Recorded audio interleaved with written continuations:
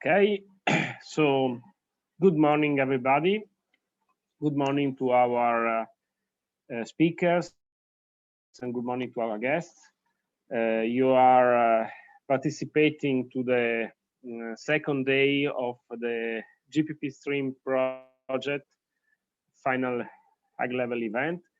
GPP-STREAM is a project funded by the Interac Europe program. I'm Nicolo Tudorov from Autonomous Region Friuli Venezia Giulia, and we are the lead partner of the project. Together with me today, the session will be co-chaired by Sabina Nicolella from Fondazione Ecosistemi, who is our technical partner. Yesterday we had the first day of the event where all the partners of the project presented the work that they did during the 4 days of length of the project, what they are doing with their action plans. We had so the possibility to see how these GPP policies are being developed in the 5 European countries that are partner of the project. We had intervention from ourselves, from the Regione Lazio with our partner, as well from Italy, and we had our colleagues from the Northeast region of Romania who presented what they are doing. We had the presentation from the municipality of Gabrovo and from the SEG organization in Bulgaria, and our partners, the Association of Municipalities of Ribera Alta region in Spain and the Auvergne-Rhône-Alpes Environment Energy Agency, who also presented their activity. Today we will have a wider overview on GPP policies. We had quite interesting number of intervention. First of all, we will have, and this is a slight change in the program of the day. We will have a welcome address from Elena Caprotti, who is the newly named Director of the Service for Energy Transition of Regione Friuli Venezia Giulia. This is a new, this is an important change in our organization, as we have for the first time an office that is in charge of all the policies related to the energy and ecological transition of sustainable development and climate change policies. Afterwards, we will have an intervention from Vincenzo Capocazale from the Interac Europe Secretariat. Vincenzo Capocazale followed together with his colleagues the development of our project, but today will intervene to present to us what is the state of the interregional cooperation under the Interac Europe program. Afterwards, we will have we will welcome Enrico De Giorgis from the European Commission, DG Environment, that will give an overview of the EU policy on the GPP, and we are very happy to be able to host this intervention, as this is really the focus of our project. We will have also 2 interventions from the French Ministry for Ecological Transition and from the Italian Ministry for Ecological Transition, Alexandra Lamotte and Cristina Peretti, who will give us a brief overview of how these policies are being implemented and how these policies are being developed by the central administration, who, as you know, have a very important role in developing the GPP policies. We will have an intervention from Alberta Congeduti of Fondazione Ecosistemi, who will introduce us the principle do not significant harm. and a principle that will be very important for the future, also for the implementation of post-pandemic European funds. And finally, we will have the intervention from Marin Zania Ficlay, who will present our European Sustainable Procurement Network. So today we will have really a real overview of GPP policies, but with a wider approach linked to what is sustainable development, and also without forgetting the climate change challenges that we are going to face from now until the 2050, as was clarified by the Green Deal communication of the European Commission. Now, just before leaving the floor to Elena Caprotti for her welcome address, just a few technical explanations.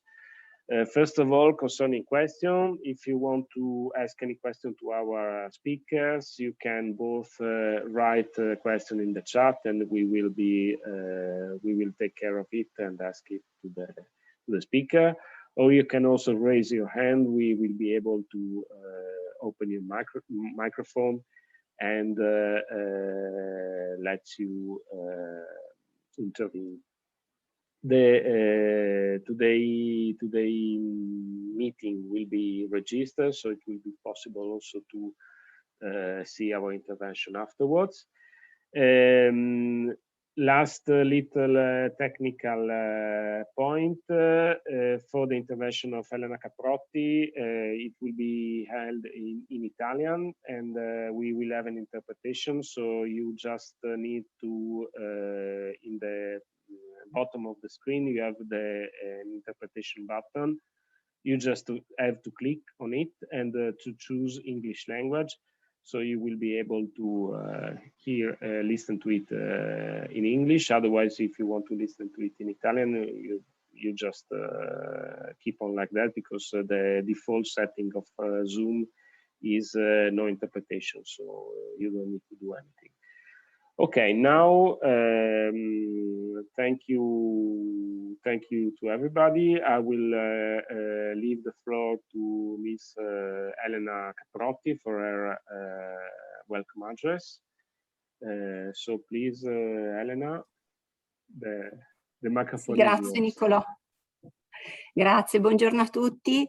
Gentili ospiti, cari partner di progetto, benvenuti a questo evento finale di GPP-STREAM, anche se purtroppo in forma virtuale. Vi porto i saluti dell'assessore alla difesa dell'ambiente, energia e sviluppo sostenibile Fabio Scoccimarro e del direttore centrale Massimo Canali. Oggi si conclude un progetto nel quale la Regione Friuli Venezia Giulia ha creduto molto, in quanto i GPP sono uno strumento concreto di attuazione dell'economia circolare e quindi di un modello di sviluppo sostenibile. Nello sviluppo sostenibile la Regione Friuli Venezia Giulia crede fortemente e sta lavorando alacremente su più fronti. Da un lato stiamo predisponendo una norma che chiameremo FVG Green, che consentirà la revisione del quadro normativo in materia di sviluppo sostenibile, transizione ecologica e mitigazione e adattamento ai cambiamenti climatici. Questa legge per noi traccerà una strada fondamentale per raggiungere la neutralità climatica e ci poniamo l'obiettivo di raggiungerla nel 2045, quindi con 5 anni di anticipo rispetto alle previsioni della Comunità Europea. Questa è ovviamente una decisione molto forte, che nasce dalle peculiarità del territorio e dalla rispondenza che l'amministrazione regionale ha registrato da parte del territorio, delle persone e delle imprese. E accanto a questo stiamo predisponendo, speriamo di averla pronta per la fine dell'estate, la strategia regionale per lo sviluppo sostenibile, che consentirà di condividere i principi dello sviluppo sostenibile in tutte le politiche regionali. Questo però tutto questo lavoro che la Regione sta facendo sullo sviluppo sostenibile vorremmo condividerlo anche con i nostri vicini di casa, con gli stati e con le regioni a noi limitrofe. E per questo, con il permesso dell'assessore, vi anticipo che vorremmo poter organizzare un evento che chiameremo Conferenza Programmatica per lo Sviluppo Sostenibile dell'Euroregione Adriatica, proprio per poter insieme ai nostri vicini condividere tutte quelle che sono le buone pratiche, i progetti, le azioni in materia di sviluppo sostenibile, perché sono poi queste le azioni, i progetti che rendono attuabili dei modelli concreti di sviluppo sostenibile. Con questo io chiudo il mio intervento, vi ringrazio per la partecipazione e vi auguro buon lavoro. Grazie, buona giornata. Thank you very much to the director Elena Caprotti. In a very short span of time, she introduced the heavy agenda for our region, the new law on sustainable development and climate change, the Refugee Green, the ambitious target that we are setting of getting to a neutral, to a climate neutral by 2045. The conference for the sustainable development in Adriatic Sea. So these are really big challenges for us. Thank you very much. And now I call Sabina Nicolella, who is chairing the today's meeting. Hi, Sabina. Good morning. Good morning. Welcome all. Morning. Welcome. So I leave you the floor to you. Thank you very much. Please, microphone is yours. Thank you very much. This morning we'll have a very, very interesting discussion about some of the most compelling challenges that humanity is actually facing, which is, in extreme synthesis, how can we guarantee a safe future for all under every profile, meaning economic, environmental, and social. Keeping a balance between these three elements can be very difficult, as we all know, while we try to fix one aspect and we focus, for example, on climate neutrality. We see other emerging challenges like the one that the pandemic is showing us, linked to biodiversity, to the destruction of ecosystems, poverty, economic crisis, and so on and so on. So keeping a balance is very difficult, and for sure the European Union and member states have been trying to find a path that can holistically keep all these aspects together. This morning we'll hear about some strategies and some important tools that have been set in place in order to find the right track. So before stealing any further time to the very interesting interventions we will have this morning, I will call for the first speaker, Vincenzo Capocazale from Interac Europe Secretariat, who will explain what's the state of play of interregional cooperation. I just remind you all that this conference is the final event of GPP-STREAM, which is a project co-financed by the program Interac. So please, Mr. Casale, welcome. Thanks a lot. Thanks a lot, Sabina. I'm going to share my screen for the presentation. I guess you can hear me well, and yes, you can also see my screen now.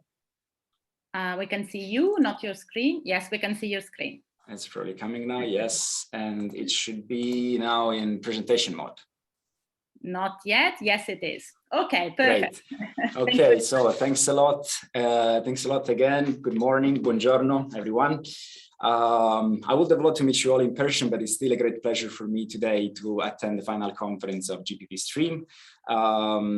From the last 2 years, I guess we have all learned by now that being focused on a screen for a long time is not easy. So I cannot promise it's going to be great fun, but I can promise I will try to keep it as short as possible, at least concerning my presentation, to leave then the floor to the next speakers. So what I would like to do, I would like you to see my presentation as a transitions from yesterday's in-depth presentations from the project partners about the results achieved in GPP-STREAM project, towards today's presentations on policies, practices, and financial instruments for a sustainable Europe. So in this sense, what I will do, I will firstly zoom out from yesterday's, from what was presented yesterday, by providing an overview of the achievements and the results at program level. Then I will very briefly put the spotlight back on GPP-STREAM and the contribution of GPP-STREAM within this general framework, but I won't go further into details with this because, like yesterday's speakers, they have already provided very insightful and interesting overview of the results achieved already by all the partner regions and all the project partners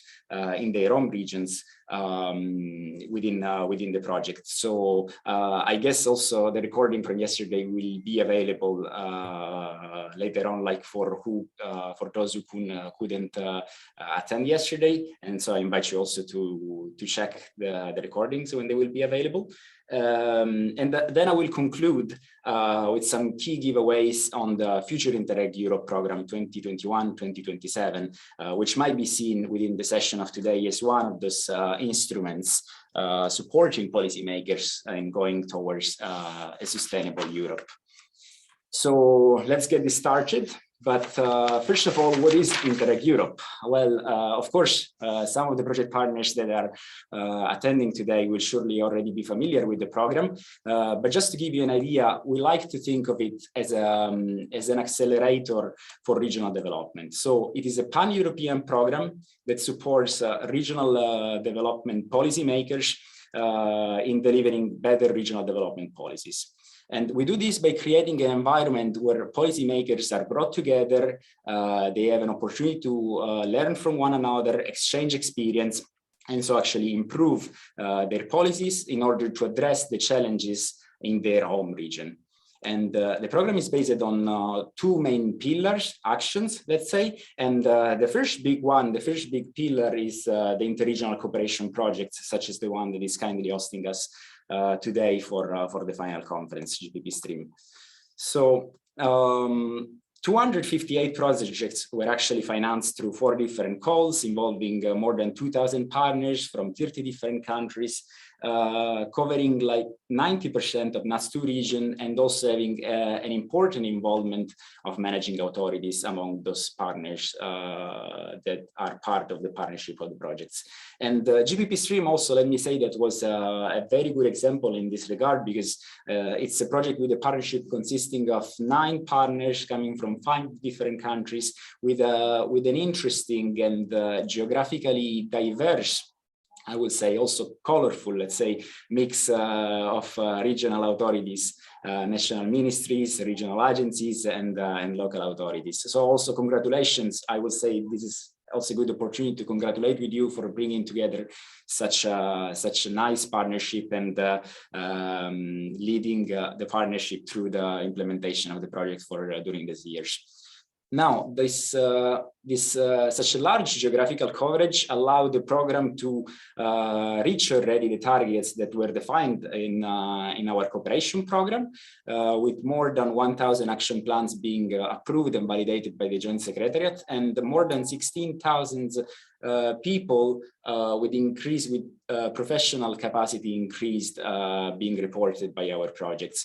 But then also looking at one of the, let's say, most important source of inspiration of interregional learning, the good practices. Also in that regard, the numbers that the program achieved thanks to the project are quite stunning, because almost 5,000 good practices were identified by our projects, and more and more actually will come now that further projects will finalize phase 1 and will enter into phase 2. This also resulted in almost 800 policy changes being reported by our projects, meaning that thanks to the interregional learning happening within the projects, almost 800 policy instruments were actually influenced, and they were improved by learning like from the other partners. So partners were learning from one another, and they were then improving their regional policies, trying to bring the lessons learned in their own region. And in order to turn this figure into a more tangible measure, we could also point out that through the interregional learning, 1.4 billion euros of further funds were influenced and mobilized in order to implement the lessons learned during the interregional cooperation, meaning that in order to implement those lessons, the partner regions and the project partners, they were actually mobilizing further funds for regional development. But since we are a capitalization program, we wanted to make all those results available for a much larger audience in order to further capitalize on the achievements of the program and multiplying the benefits and generate further added value for more people all across Europe from the exchange of experience happening in the projects. And I would say this is the main rationale behind the policy learning platform. That is the second action of the program. So I was speaking about the interregional cooperation projects as a first action, and then there is the policy learning platform as a second action. We can think of it as a space for continuous learning, whose main feature are a large community of peers with policymakers all across Europe, counting approximately more than 18,000 members, that provides for networking opportunity. And the policy learning platform provides different services, among the other a knowledge hub that is populated by all the good practices that were submitted and collected by our projects, and other publications such as policy briefs on different topics. And also an expert policy support. But I won't spend too much time on this because like time is running. There is one service of the policy learning platform that I like a lot. It's the peer reviews that kind of, how to say, represents a bit the whole philosophy of the policy learning platform. But if you have further questions, maybe we can go back to that during a round of questions. But of course, like besides the two main actions of the program in the last few years has been also supporting the community, the projects and policymakers all across Europe during COVID-19 crisis. And we were doing this by implementing different measures that are now summarized in a section on our website, and that I invite you to consult. Among the others, one of the last measures that were implemented was actually the opening of a restricted call for additional activities in 2021. And something that also might be useful still during these times is the fact that the good practice database has been enriched with more good practices that were specifically tackling COVID-19 crisis, and so they were providing like some good example on how to mitigate the effect of the crisis generated by the pandemic. So I invite you to go on this section on the website to further know about the measures implemented by the program. Now, to put the spotlight back on GPP-STREAM within this general framework of the program, first of all, is part of a large family of projects financed under the priority on environment and resource efficiency, which is actually the largest group of projects financed by the program. And within this larger family, then there is, I would say, a much smaller group of projects that were actually addressing green public procurement and smart circular procurement. And I would say like that this is probably like a very specific topic and also very technical, but it is rising and is moving further up in the European agenda. This is just a summary of some of the results achieved by GPP-STREAM, but again, it's just a summary, it's not exhaustive, and it's only the results that were already reported in a progress report. But yesterday, more results were shown, and we actually look forward to seeing them reported in the last progress report of the project. But just to mention some policy instruments were already improved in Bulgaria in 2 municipalities, and actually 1 municipality in Bulgaria also won the European Commission's European Green Leaf Award in 2021.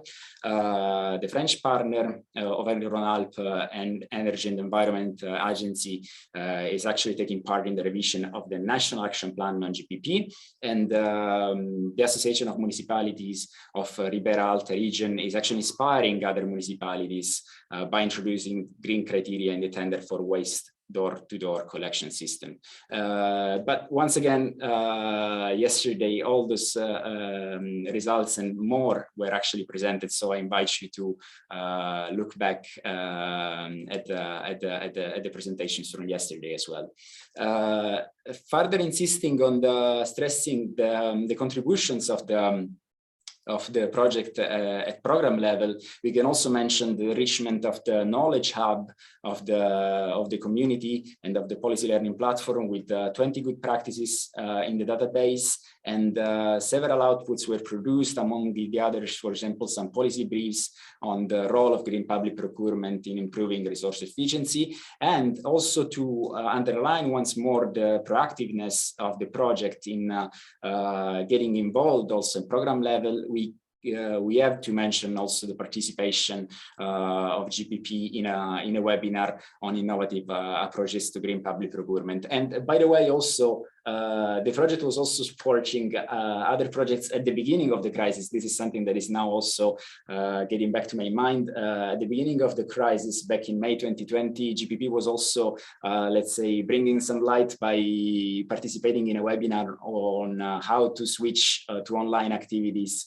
So providing some good example on the approach adopted by the project and for all the other projects of the program on how to switch to online activities during pandemic times.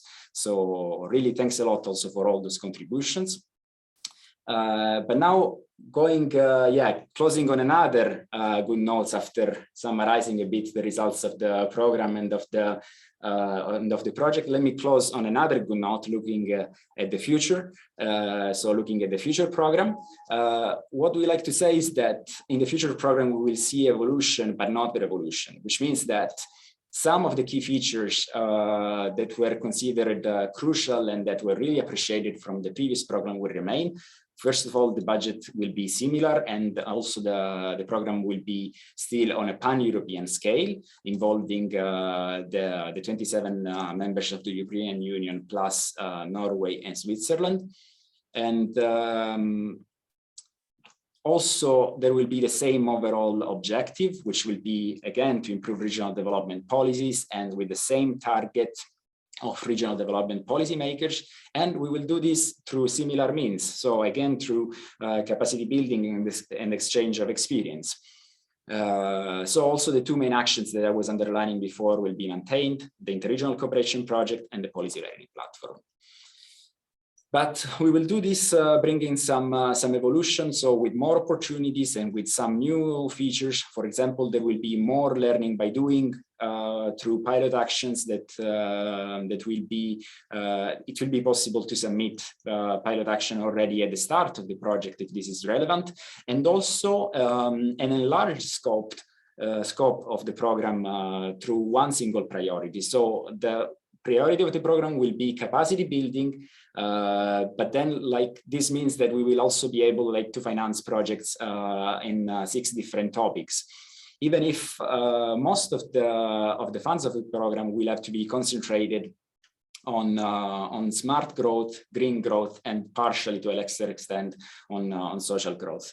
What is important to underline in this today is that this enlarged scope will actually be very interesting for projects such as GPP-STREAM financed under environment resource efficiency, because thanks to this enlarged scope, actually now the program will be able to finance projects that are addressing some topics that before were not specifically included under one of the priorities. This concerns, for example, climate change and risk prevention. So yeah, it's important to underline that such an enlarged scope will actually allow many other projects to tackle some topics that before were not open because we were bound to only 4 thematic priorities in the previous program.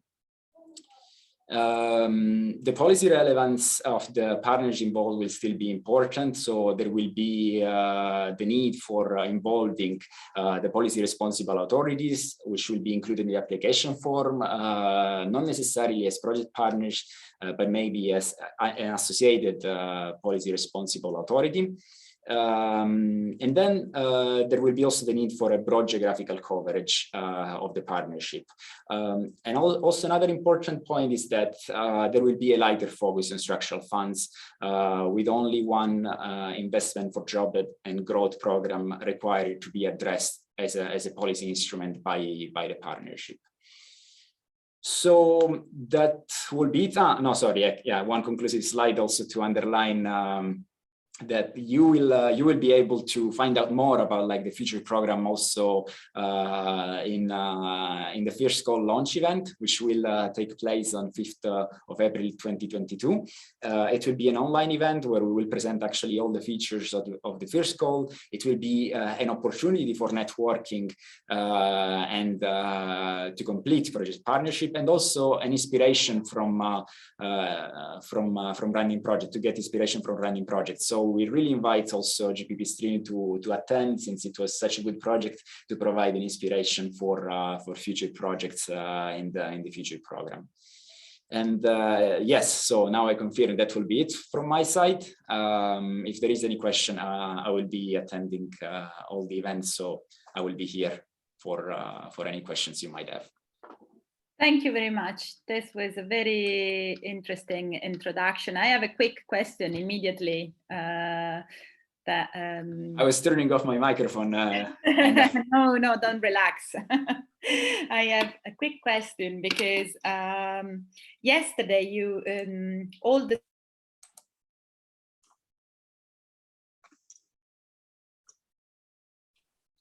Sorry, I'm afraid like the speaking to myself. There was no audio.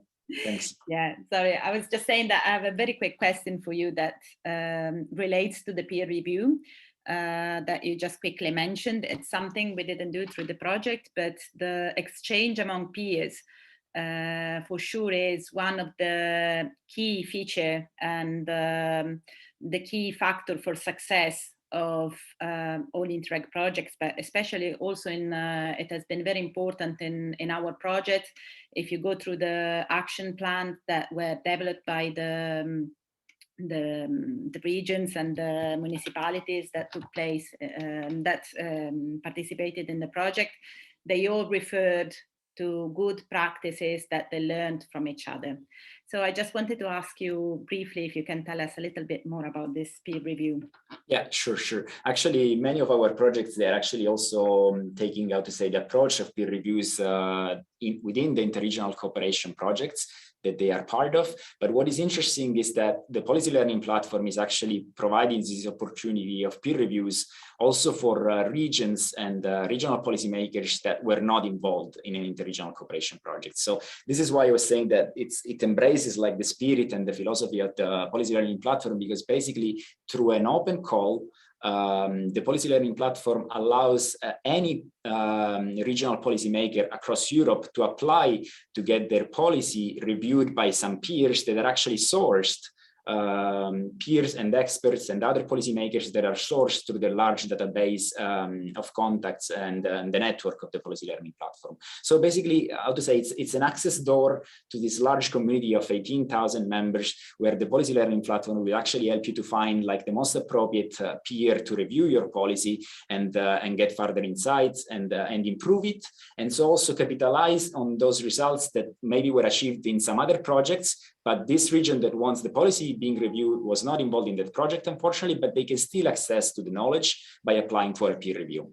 So this is a bit the spirit and the mechanism of the peer reviews, just in short, to answer your question. But if you have any other questions, then there is also the colleagues of the policy learning platform who will be willing to help anyone.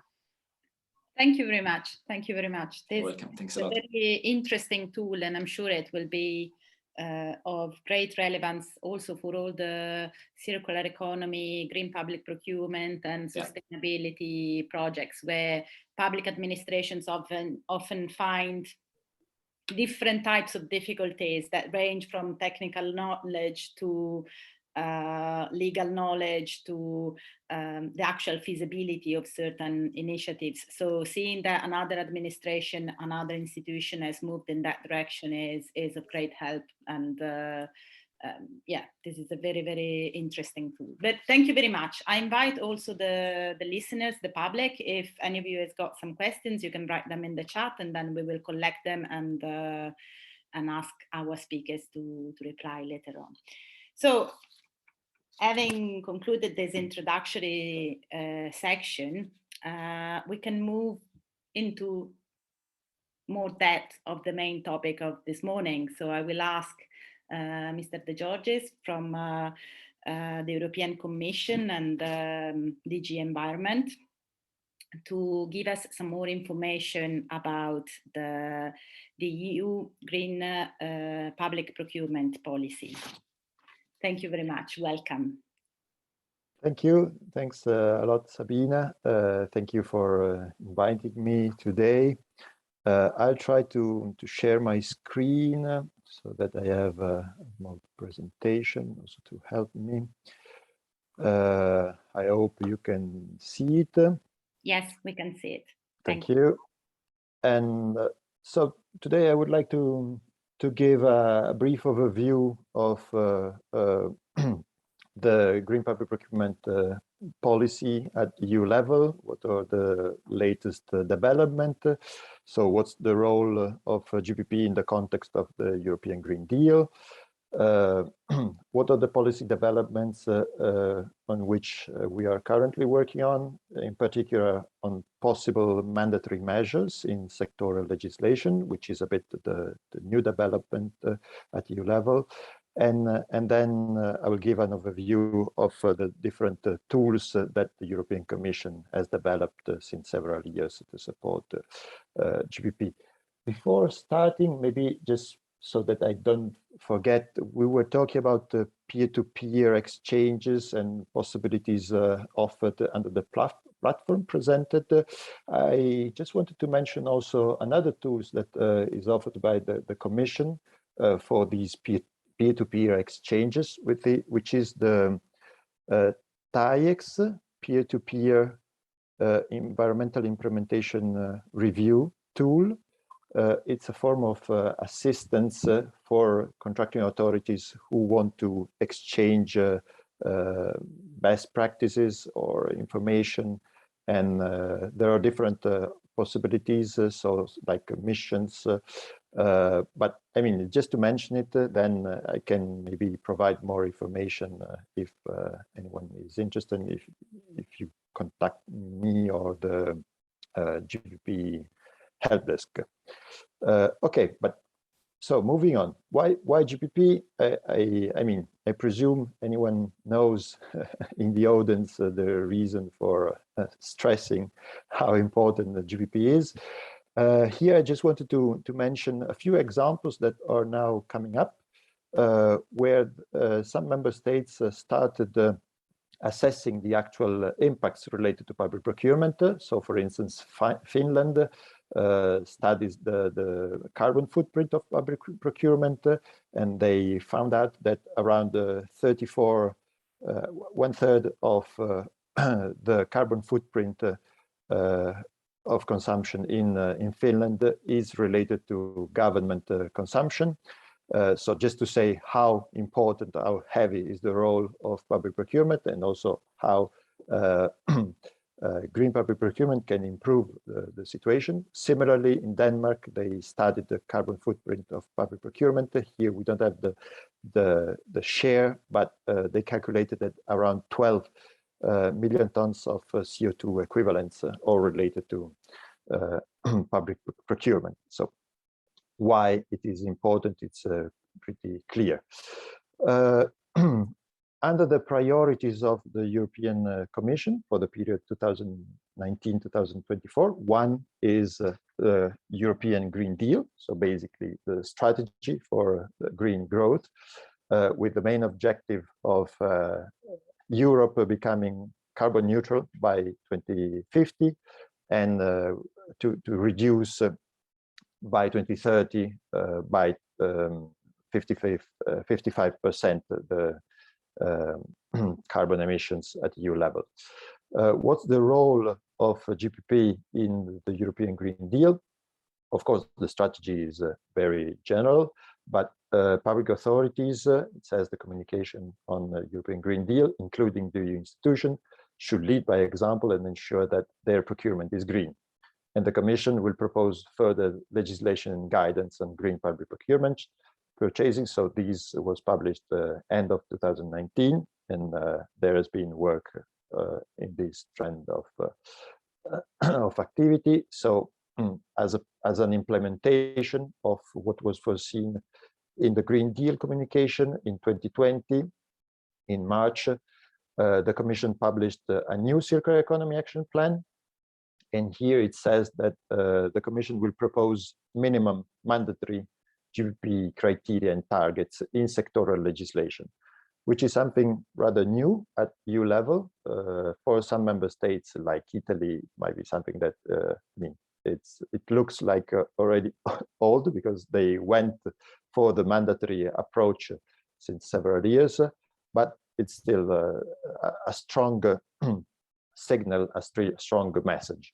So one thing is increasing the mandatory part of GPP, and then continue with the support activities already implemented by the Commission, like capacity building with guidance, training, dissemination of good practices. So this is the work that is currently ongoing. So one of the main actions envisaged under the Circular Economy Action Plan is the Sustainable Products Initiative. So a revision of the Eco-Design Directive to go beyond energy-related products. This is something that is currently ongoing. A first proposal by the Commission on the Sustainable Products Initiative is planned for end of March, to be adopted by end of March.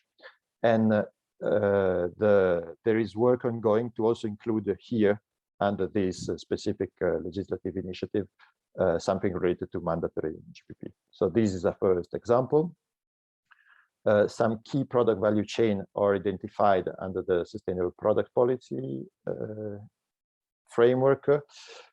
So electronics and ICT, batteries and vehicles, packaging, plastics, textiles, and construction buildings, all the key product value chain mentioned in the Circular Economy Action Plan. Another example on which a proposal by the Commission has already been published is in the field of batteries, where a proposal for a new regulation was published at the end of 2020.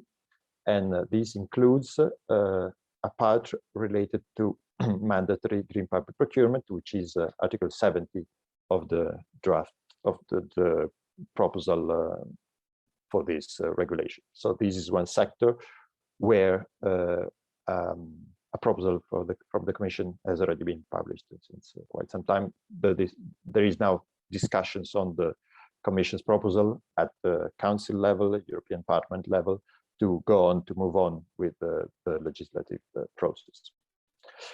Another example at a different stage of development is the revision of the Packaging and Packaging Waste Directive. Again, this field, there is work ongoing to check, to assess whether it would make sense to also include the mandatory GPP requirements in this area.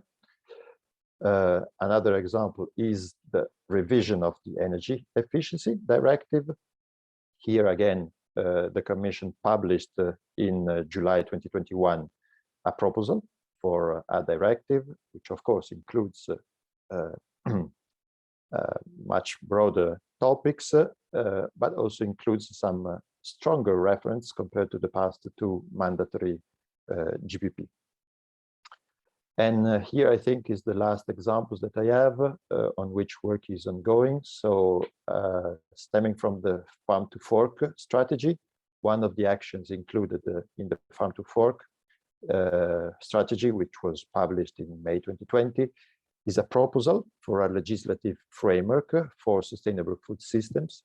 And here again, there will be an assessment whether mandatory GPP requirements can be defined under this upcoming legislative framework. Another examples that I don't have on the slides, but that on which there is work ongoing is the revision of the regulation on construction products.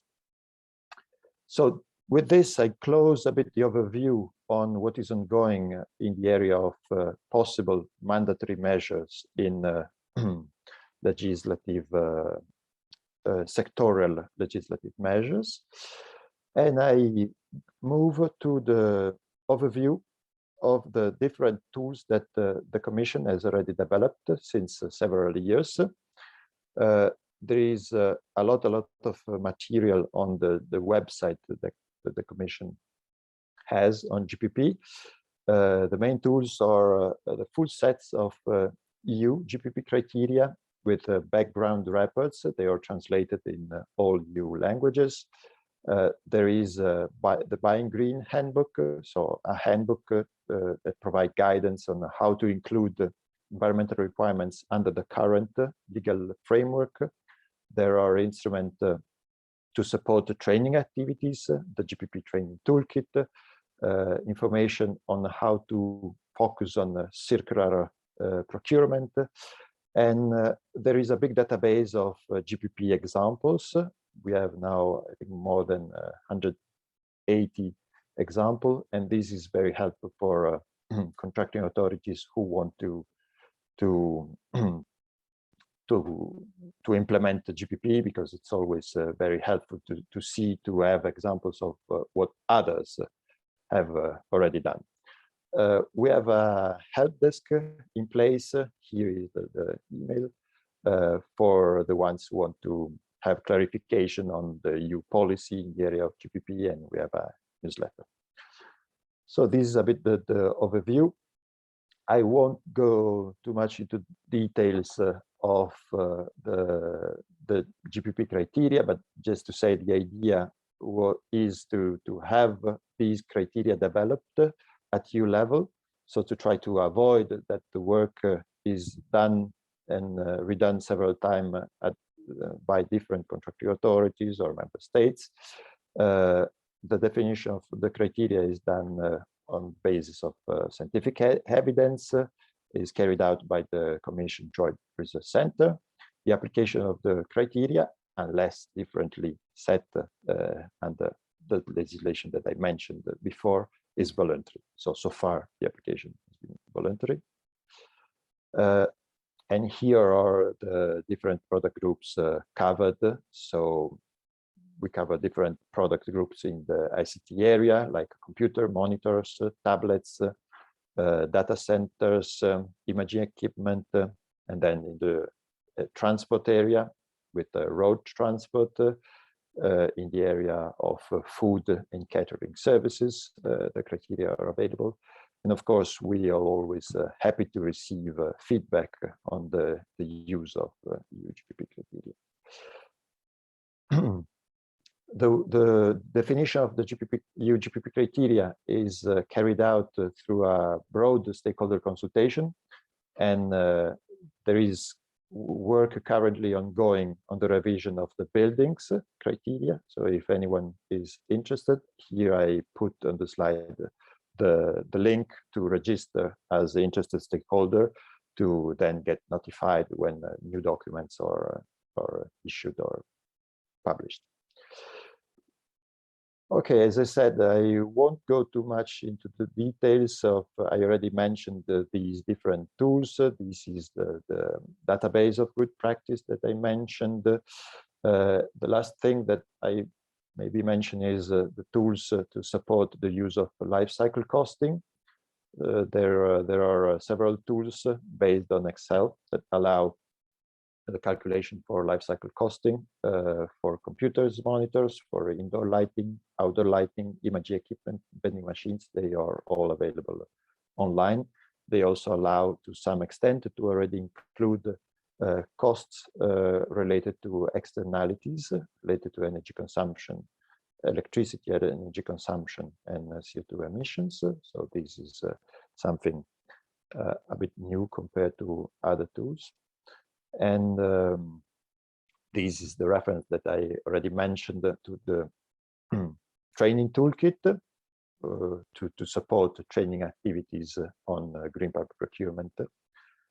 And I close, by mentioning the project that the Commission is supporting called Big Buyers for Climate and Environment, on which big buyers like big cities work together.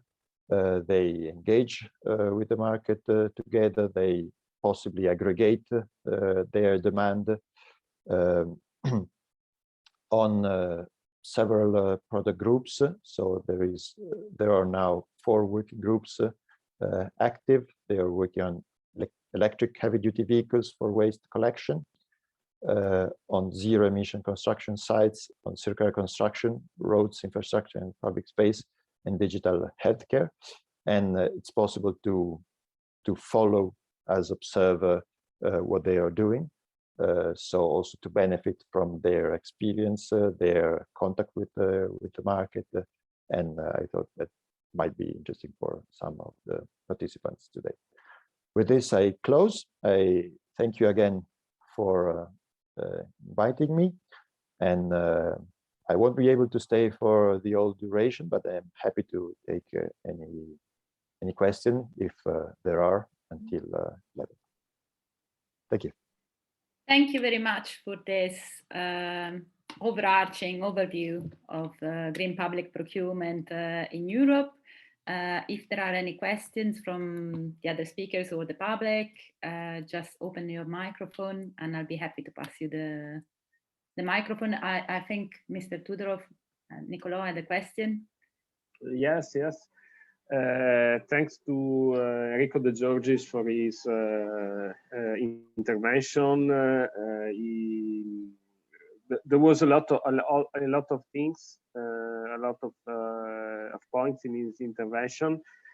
I took note of the fact that you underlined that the way ahead is to make GPP compulsories. So this will be hopefully the future for this policy. I wanted to ask you, how do you think to address the issue of monitoring the application of GPPs as and this is I'm asking this question because this is also our experience. We are trying to monitoring the application of GPPs because obviously it is compulsory, but what happens if the authorities do not apply the GPP? So what will be, or what do you think could be the approach to this monitoring phase? Yeah, monitoring as I mean, you know for sure it's one of the difficult points of GPP, and already it's difficult to gather data on public procurement in general. So at EU level, there are no tools that ensure the possibility to know how much is spent by contracting authorities. So at EU level, which means basically for contracts above the EU thresholds for public procurement, because this is also where at EU level it's possible to act, where there is a legal basis for the EU level to act. We are currently working with the e-forms for public procurement, so the standard forms for public procurement. There is an implementing act already in place that will enter into force, I think, for voluntary application, if I remember correctly, is October this year, and then it will become compulsory in October 2023 for member states to adapt to use these standard reforms in their public procurement, e-procurement systems. So the idea will be to use these standard reforms as much as possible to gather data, also in relation to the green part, but not only, also the part related to social requirements and innovation procurement. And this is one thing.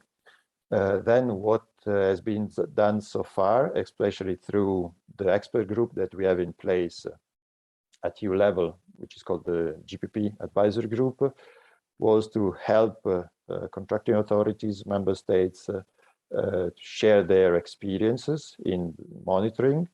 There are several examples of contracting authorities who went quite far with monitoring. I have now in mind, for instance, the example of the government of Flanders.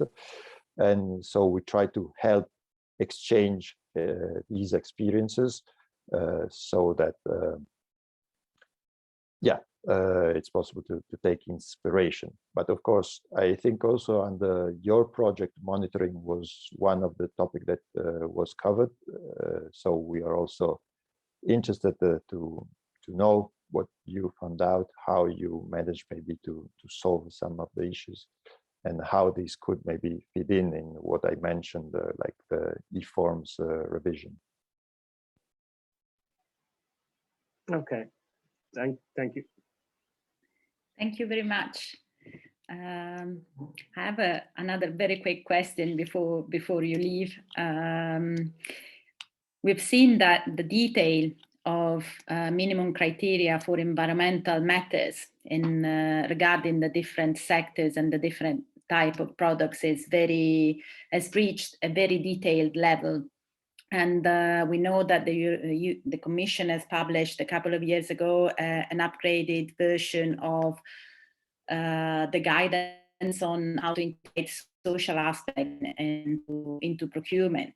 And I was just wondering if the European Commission intends at some point to make the social aspect converge into the green public procurement, as it is happening in certain countries, like Italy has started publishing some criteria that already integrate also the social aspects, providing a higher level of detail and also capacity to monitor specific aspects that are related to specific sectors and specific products rather than general social aspects.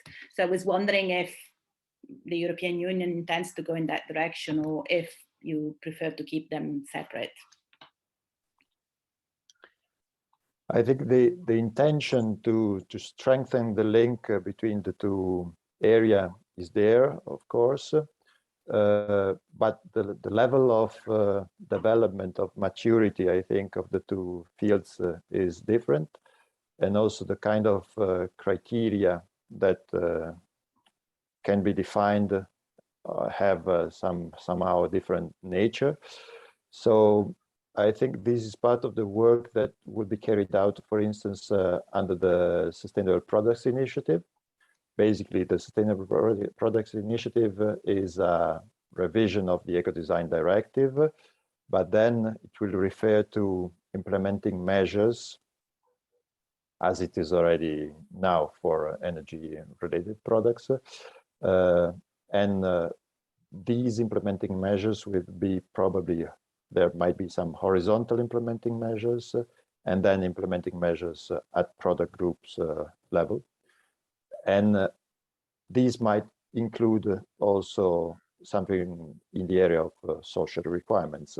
So the measures will not only be for public procurement, but as part of the definition of these general level, more broader measures, there might be space also to define something in the area of public procurement specifically. Thank you very much. Thank you very much for your time and for being with us. So Thanks to you. We'll move now into more specific, two more specific presentations. We will have two ministries of ecological transition. First, we'll listen to the presentation of Alexandra Lamotte from France. Hello, everyone. Hello, good morning. And afterwards, we will have Cristina Peretti from the Italian ministry. And I suggest we listen to the two presentations and then we keep the questions after the two presentations.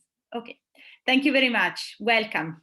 Thank you, Sabina. So I will start sharing my screen. Up. Yes, we can see it. So that's fine, you can see everything. So very happy to be here today and to give you a bit of background what has been done in France for sustainable public procurement and how we are planning to support it. So I will start by presenting the laws, a very recent law called Climat et Résilience, and which has been passed this summer 2021. And before going through the main measure of this law, I will provide you some background information. Sorry? Can I interrupt you because we are seeing your screen in the not in the presentation mode. If you can use the diaporama presentation. Yeah, it's good. Thank you. Thank you about this technical adjustment. Some background information about how this law has been constructed. So in October 2019, France decided to select randomly 150 citizens to form a panel to meet over a period of 9 months to make proposals on the climate, how we could anchor ecology in our contemporary society. And this methodology was called Convention Citoyenne pour le Climat, Citizens Convention for Climate. And the idea was to push proposal not from top to down, but really coming from the citizens. So 149 proposals were put forward, and some of them have been adopted with the vote of this law, Climate and Resilience, in August 2021. This law embraces a large scope of measures, and some are related to public procurement. So this is this measure that I will present you today. This law requires that the sustainable dimension has to be taken into account in all public procurements at the latest by August 2026. So this is short, and this is a very short, this is long and a short time frame to implement it for the buyers. Concretely, it means that the sustainable dimension has to be considered at the different stages of the public procurement contract.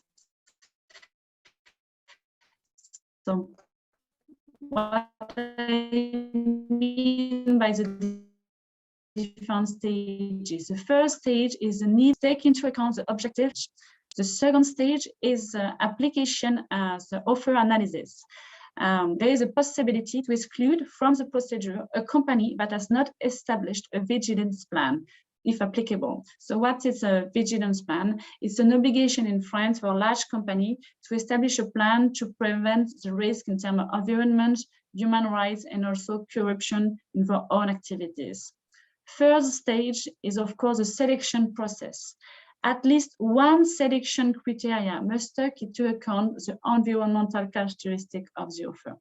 And finally, during the execution of the contract, environmental and social aspects, Sabina, it was, I think, one of your comments, have to be considered with certain conditions for the social aspect. And one of the conditions is the amount of the contract, which has to be above the European threshold.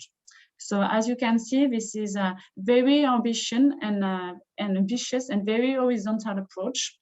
And this law includes also more specific measures. So I will quote 3 of them. The reinforcement of the obligation for local authorities to define a global scheme promoting socially and ecological responsible public procurement. The idea is that the local authorities have to define a plan, a strategy to make sure that buyers can then implement this dimension operationally.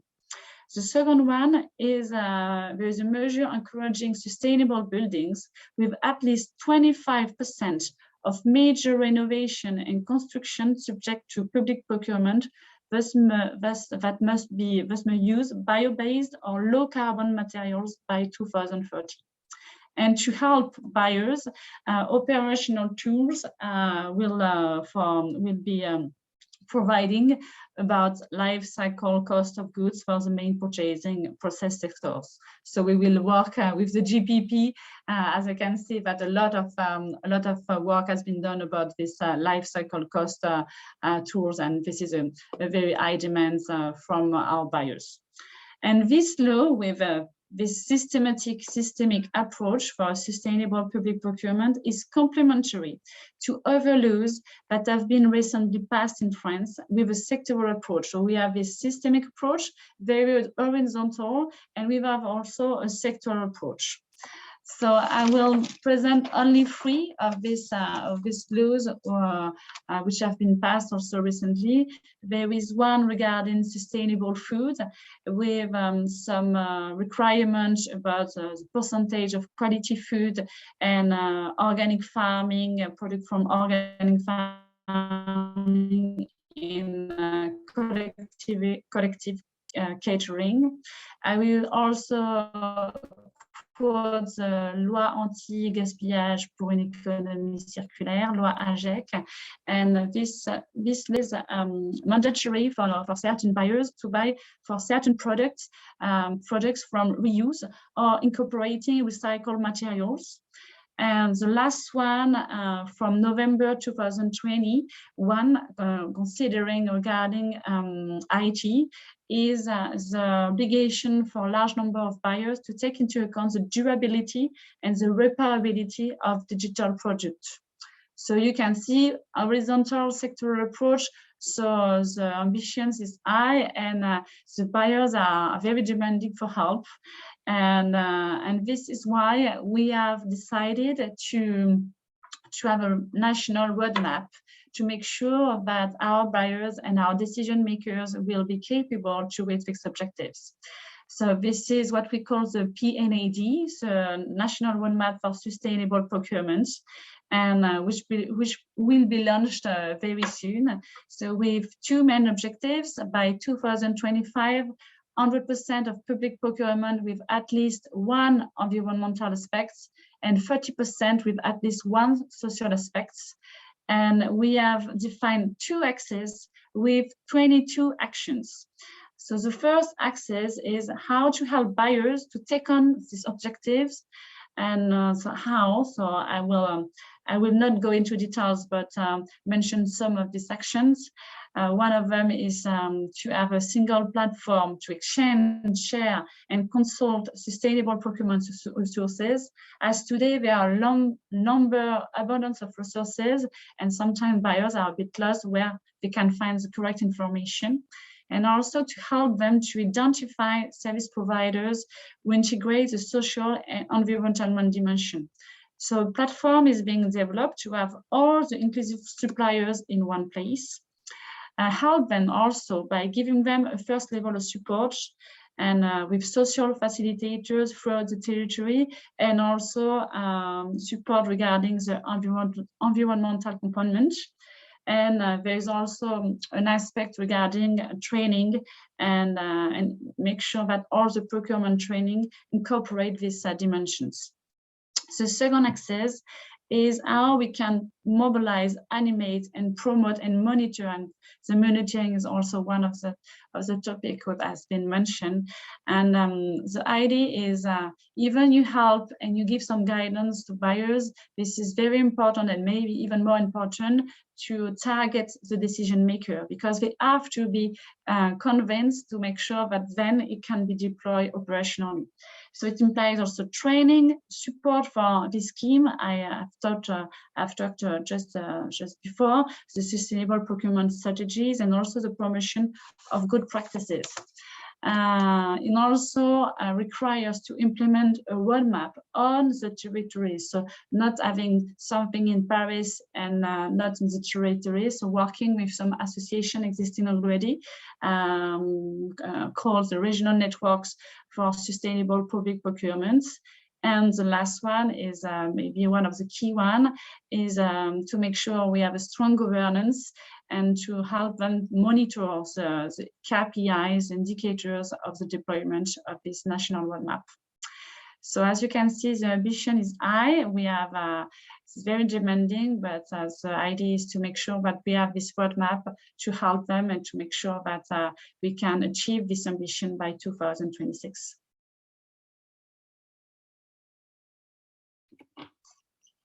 So it was clear. So maybe Sabina, you want the question to be after the two presentations, correct? Yeah, if it's okay for you, unless you have to leave. No, that's fine. Okay, because I think there are some points of contact between the two strategies, and it might be interesting to collect some questions that might be common. Thank you very much for this presentation, and congratulations for the high ambition. I think high ambitions is what we're. But high expectations too. Yeah. I see you've put in place high ambitions together with good planning. So yeah. As the two come together with this idea of having high ambition, but also to have a plan to help the buyers and also to decision maker to make sure they can appropriate this ambition. Yes, and that sounds like a good plan for success. And I will also ask Cristina Peretti now if you would like to join us and give us an overview about the Italian situation. So Cristina Peretti is from the GPP working group within the Ministry of the Ecological Transition in Italy, and she will give us an overview of Italian green public procurement legal and technical framework, a driver for circular economy. Welcome, Cristina. Hi, Sabina. Hi, everyone, and thanks for having the ministry to this event. I will try to share the screen. Okay, something strange has happened. Can you see it? We can see you're trying to share it. Because it disappeared. In fact, they're saying all black. There's always a minute. Wait a second. Yeah, don't worry, it's fine.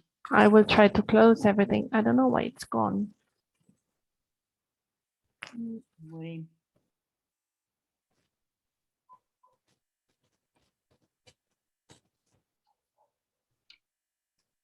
Wait, I will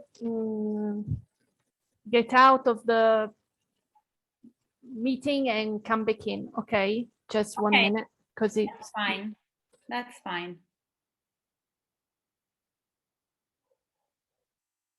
Yeah, we'll wait just for a minute. The reason for which we would like to have the two interventions, why one after the other, is because, as I said, there are some points of contact. As Cristina Peretti will show, Italy has introduced green public procurement as a mandatory requirement for public procurement a few years ago, and also there might be some contact points with what concerns mainstreaming and letting the national strategy on public procurement permeate also territories and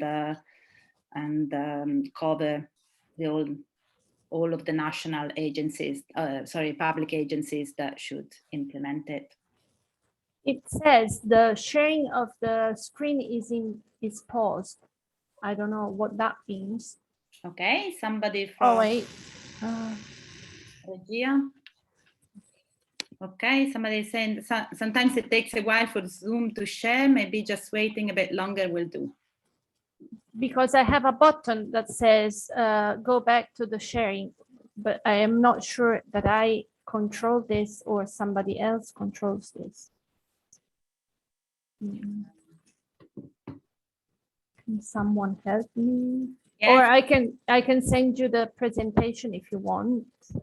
Okay, and I can share it for you. Yeah. Okay. That's I good. will do this in the meantime. I don't know why it's doing this. Now we can see it. Now we can see it. Oh, okay. Now. Because I closed it. Okay. I'm sorry about this. It worked yesterday, obviously, but then. Don't worry. Okay, let's try it. We are on time, so no problem. Yes, we can see it. Oh, perfect. Wonderful. I don't know what changed, but anyway, mysterious. So now it should be full screen, right? Yes, it is. Okay. Perfect. So as Sabine anticipated, I will give a very quick overview of, let's see, very short history of GPP in Italy. Then if somebody wants more detail, they can just ask me. I will describe how GPP is implemented in Italy, and then how we are trying to sort of monitor GPP application or get a procedure, a standard procedure for monitoring. And then I will give some data on GPP implementation in Italy.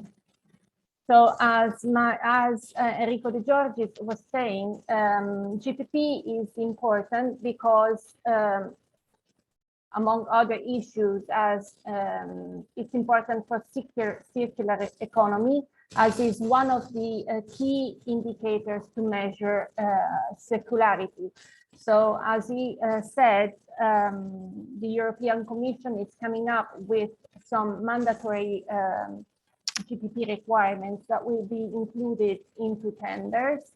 And also, we are going to have to measure GPP implementation and to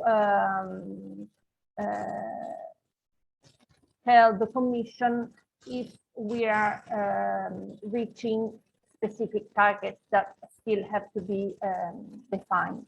So it's something that we need to work on because it's as every one of us knows, it's not easy to implement a GPP. It's not something you can do one day for the next. So it's important to start working as much as possible on implementing GPP and on measuring the implementation of it, on monitoring. So I will go very quickly through the main stages of where it all started in Italy. So we first started in 2003 with the mandatory purchase of goods made of recycled content with a certain minimum of recycled content. So a law of 2003 established that 30% of products purchased by public authorities had to have a certain amount of materials made from recycle. So for specific materials, so waste oil, plastic, glass, wood, textiles, compost, and bitumen. Then in 2008, we defined the first national GPP action plan coming from European recommendations and communications that recommended the definition of the GPP national action plans. So we worked on that and we adopted the first national action plan. Back then, GPP criteria weren't mandatory in tenders because it wasn't possible, it wasn't mandatory by the law. by contract law back then. So, but they had to be included whenever possible, which is sort of a very broad definition. So who decides when is possible or when it's not possible. So it worked that only those public authorities that were more advanced in environmental criteria adopted environmental criteria into tenders. In 2013, we had a review of the National GPP Action Plan. It didn't change much, but we added more product and service categories. We slightly changed the procedure for the definition of the minimum criteria. Last year, we had another revision of the National Action Plan, which still isn't out yet because it has to go through the committee of the regions, as it has to be approved by all representatives of all the regions. So we have 20 regions, and so the document has to be still in the ministry. It has to be sent to this conference of the regions and has to be approved there. So it's a bit of a long process, and we hope that we will go to the end of it by this year. And so it was still mandatory until 2016, when we changed the public contracts code to put into practice the new contract directives. And luckily, we were on GPP, we felt very strong, so we made it mandatory. So we, in our Italian contract law, at the article number 34, which is called Energy and Environmental Sustainability Criteria, we made the mandatory technical specifications that have to be included into tenders. Contract clauses also are mandatory, and our criteria have to be taken into account when the contract is awarded to the most economically advantageous tender. These environmental criteria are defined by the Ministry of Ecological Transition, which is me with my colleagues. And these minimum environmental criteria apply to any tender, so it doesn't depend on which type of tender, if it's direct award or negotiation, they apply to any tender, and of any amount from 1,000 to 10 million. All tenders have to include this minimum environmental criteria if there are, if the ministry has defined this environmental minimum criteria for the specific product or service category, of course. So why do we call them minimum? We call them minimum for two main reasons. The first one is that those are basic criteria. So they go beyond legal requirements, otherwise they wouldn't be necessary. And they qualify contracts as environmentally preferable or green in relation to the market offer. So we try to pick from the whole offer, product offer. We try to select the products that are a bit better, because we cannot exclude a big portion of producers and products. Also, they are minimum because they do not prejudice the possibility of the contract authority setting more strict environmental clauses or criteria. If a public authority wants to purchase buses that are all electric, they can, even though our minimum environmental criteria don't say that. Public authorities are still free to buy even stricter and more performing products and services from the environmental point of view.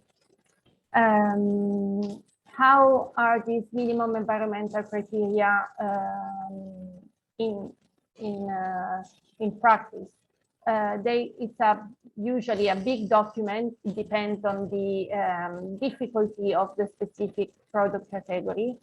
So for example, paper is an easy document. It's not very long, but then we have waste management services, which is like the Bible. So it changes a lot, of course, depending on the characteristics of the specific object or service. They come with a foreword where we try to give some idea of the environmental and eventually social applicable legislation. We shouldn't include social criteria, but we do it anyway for those, especially for those products or services that have some consistent social impact, for example, for textiles or shoes, or also for services like waste management services, because in Italy, for example, we have the problem that sometimes it's very common that the people that works in waste management doesn't have the specific contract for waste services, but they get another contract for another sector, which is not, which is less, which gives them less social welfare. So we wrote something about this in the minimum environmental criteria. Then we give some hints for needs analysis for the public authorities, for the contracting authorities, in order to help them to understand what they really need. For example, the printing services, we gave some hints on in order to be able to decide if it's better to buy 10 printers or buy printing services, depending on the specific characteristics of the public authority. And then we give an idea of the approach of the criteria and the environmental goals that we want to pursue. After this forward, we have the main technical document, which has, first of all, the selection criteria, which are not mandatory. Then we have technical specifications, contract clauses, and the work criteria. Just to give some examples, for selection criteria, for example, in waste management, we ask for the operator to be able to manage his environmental impact, which can be proven with certifications such as ISO 14001 and EMAS. As a technical specification, which is mandatory in printers, we ask for products that work efficiently with 100% recycled paper, even when working in duplex printing. That allows for the public authority to be able to use recycled paper, which is important, instead of raw first quality paper. In contract clauses, which are mandatory as well, and give some specification on how the contract must be executed. In cleaning services, one of the criteria is that the staff needs to be regularly trained on how, in order to ensure correct use of detergents, machines, obviously with the aim of reducing the environmental impact of the service, because you can have cleaning services done with very low impact, environmental impact detergents, but then if the workers don't use them properly, they can still make environmental damage. So it's very important to have low impact products and be able to use them properly. Then we have the award criteria that must be taken into account when awarding to the most economically advantageous offer. For example, in working shoes, we brought this criteria that extra points are awarded on the basis of the number of products that have the Ecolabel certification. And each criteria comes with a verification section where we give information to the public authorities and to the tenders as well on how they can prove compliance. Which is the process for defining the minimum criteria. The technical group within the ministry, which is me and my colleagues, writes a first draft, which we call the kamikaze draft, because it's like a very, very a very work to begin working on, and normally it's completely destroyed by in the next stages. And we come up with this draft looking at, first of all, the European Commission's GPP toolkit, if there is one for the specific product category. Then we looked at other eco-labeling schemes, like Ecolabel, Nordic Swan, Blue Angel, and whatever there is for the specific product. And then we look also at other single criteria labels, if there are any.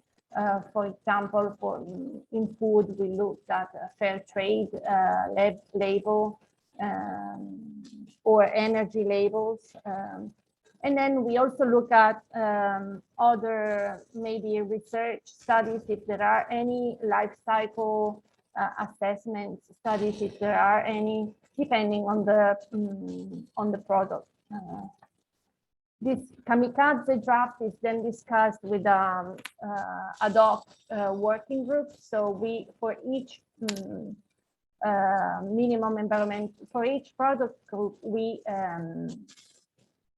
try to look for the main stakeholders. We have the Ministry of Economic Development and the Ministry for Economy and Finance in all working groups, of course. Then we have representatives of trade associations of the specific economic sector, and also of the operators involved in the whole supply chain. So we have the producers of the product, we have the producers of the raw materials that are used to make the product, and we have those operators that deal with the waste afterwards, in general, of course. Then we have a representative of other relevant stakeholders, so environmental and social association or labeling schemes, depending on the product. For example, at the moment we are working on street furniture, so we have involved the social association that deal with disability, in order to ensure that the criteria we are writing take into account inclusivity of everyone. Then we have academic and research community and the national system of environmental agencies. Then we have representative of institutions and procurement bodies, One for All concept, which is our central purchasing body.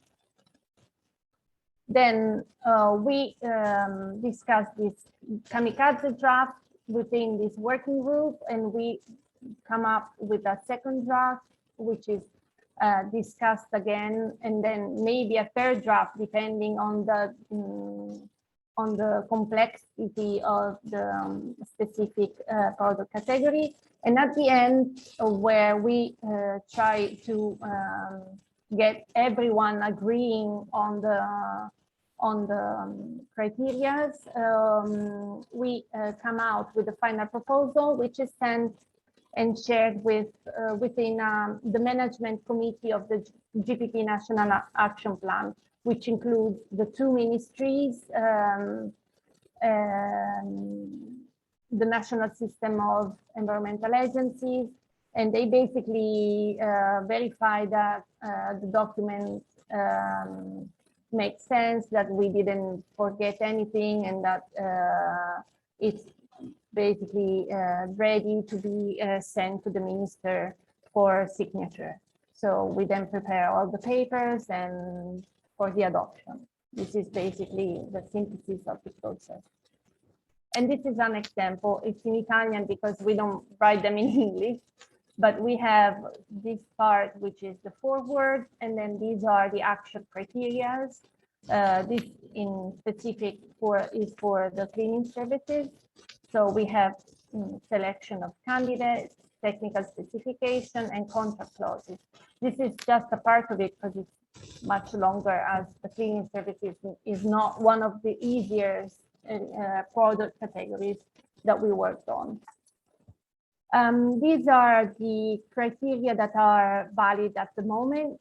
So we have street furniture, diapers and incontinence products, work footwear and leather products, paper, cartridges, building construction and maintenance, printers and printing services, public green management, road vehicles, public lighting, public building heating and lighting services, textiles, renting and cleaning, food services, cleaning, textiles, road transport vehicles, and urban waste management, and supply and rental of furniture.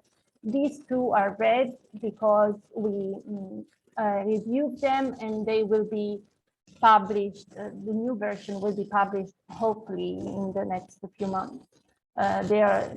They've gone through these two documents that gone through the whole process that I explained just now, and they are to the legal office of the ministry that is reviewing them to see that there aren't any inconsistencies with the actual law, and so they should be signed by the minister anytime soon, we hope. And this is the work in progress. So we are working on some new criteria for new product categories, specifically events of organization, public transport services, vending machines, and roadworks. Roadworks is almost finished. We are fixing the last criteria.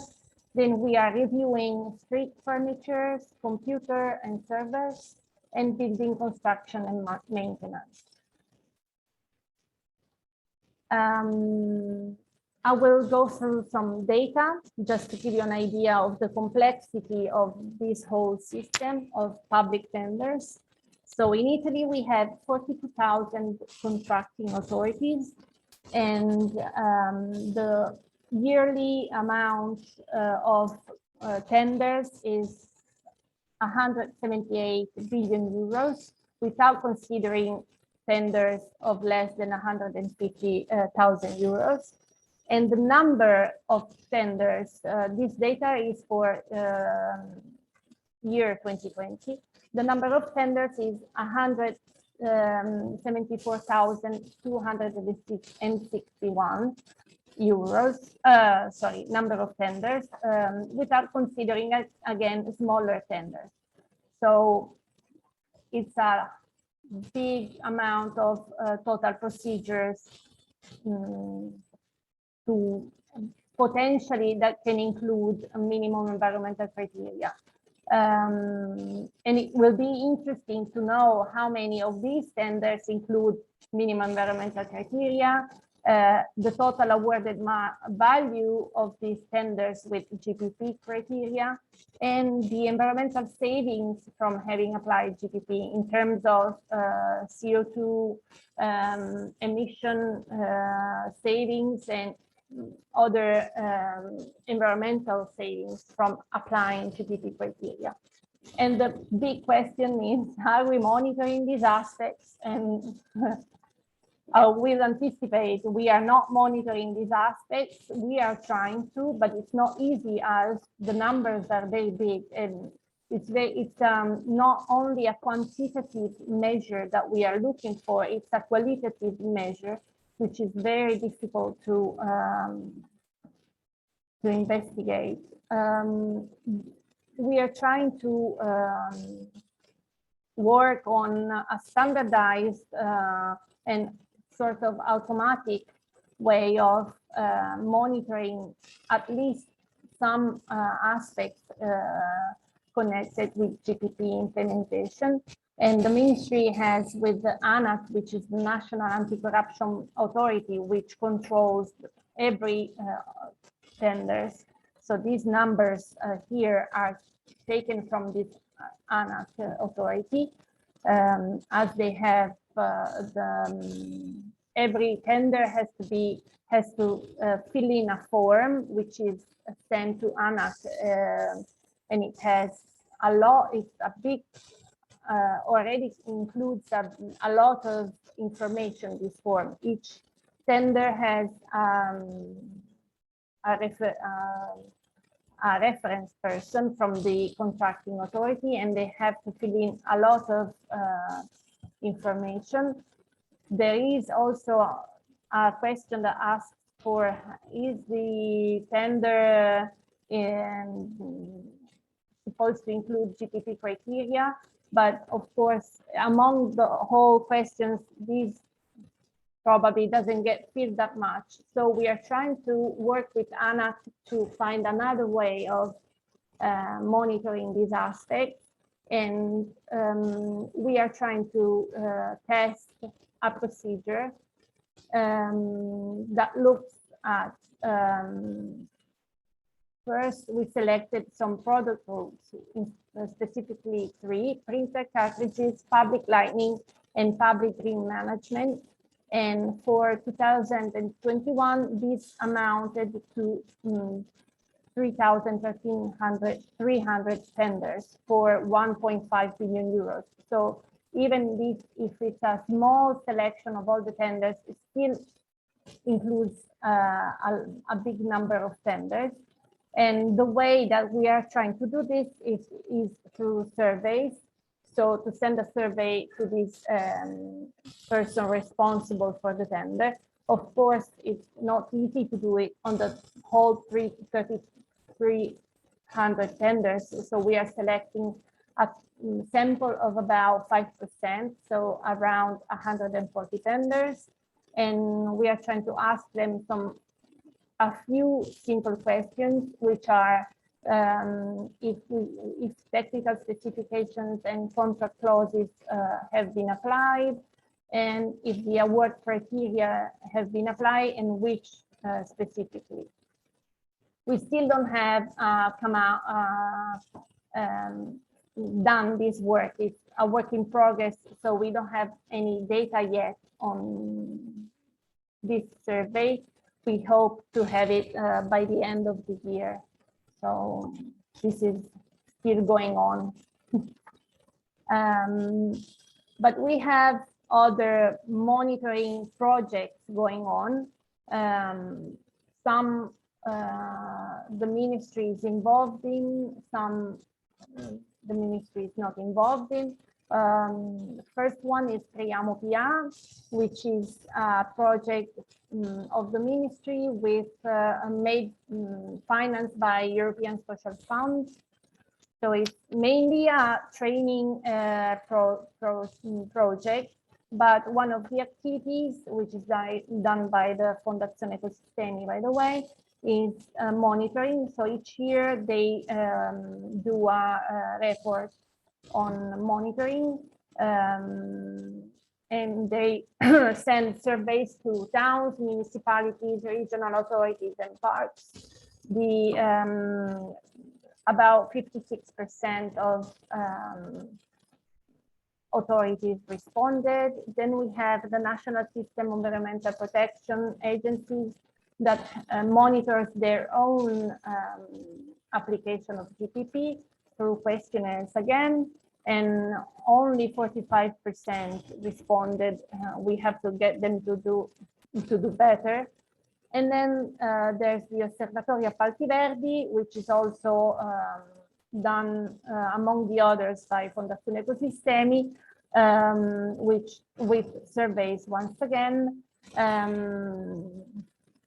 that work with towns, parks, and healthcare organizations.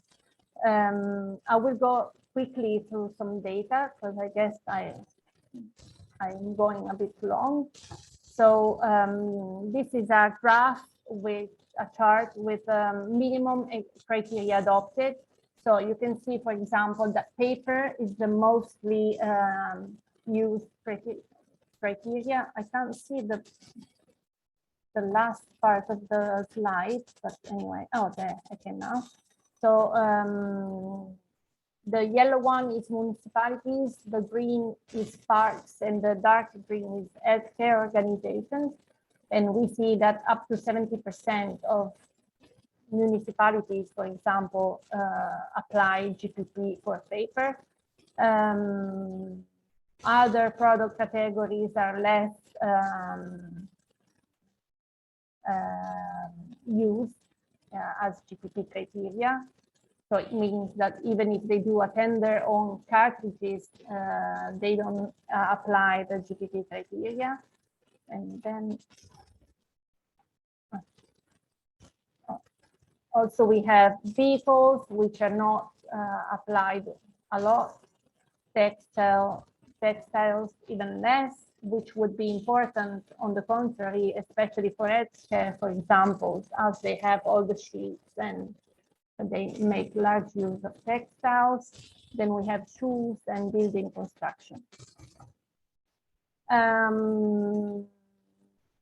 The Osservatorio Appalti Verdi asked also why the GPP is not, which are the main obstacles.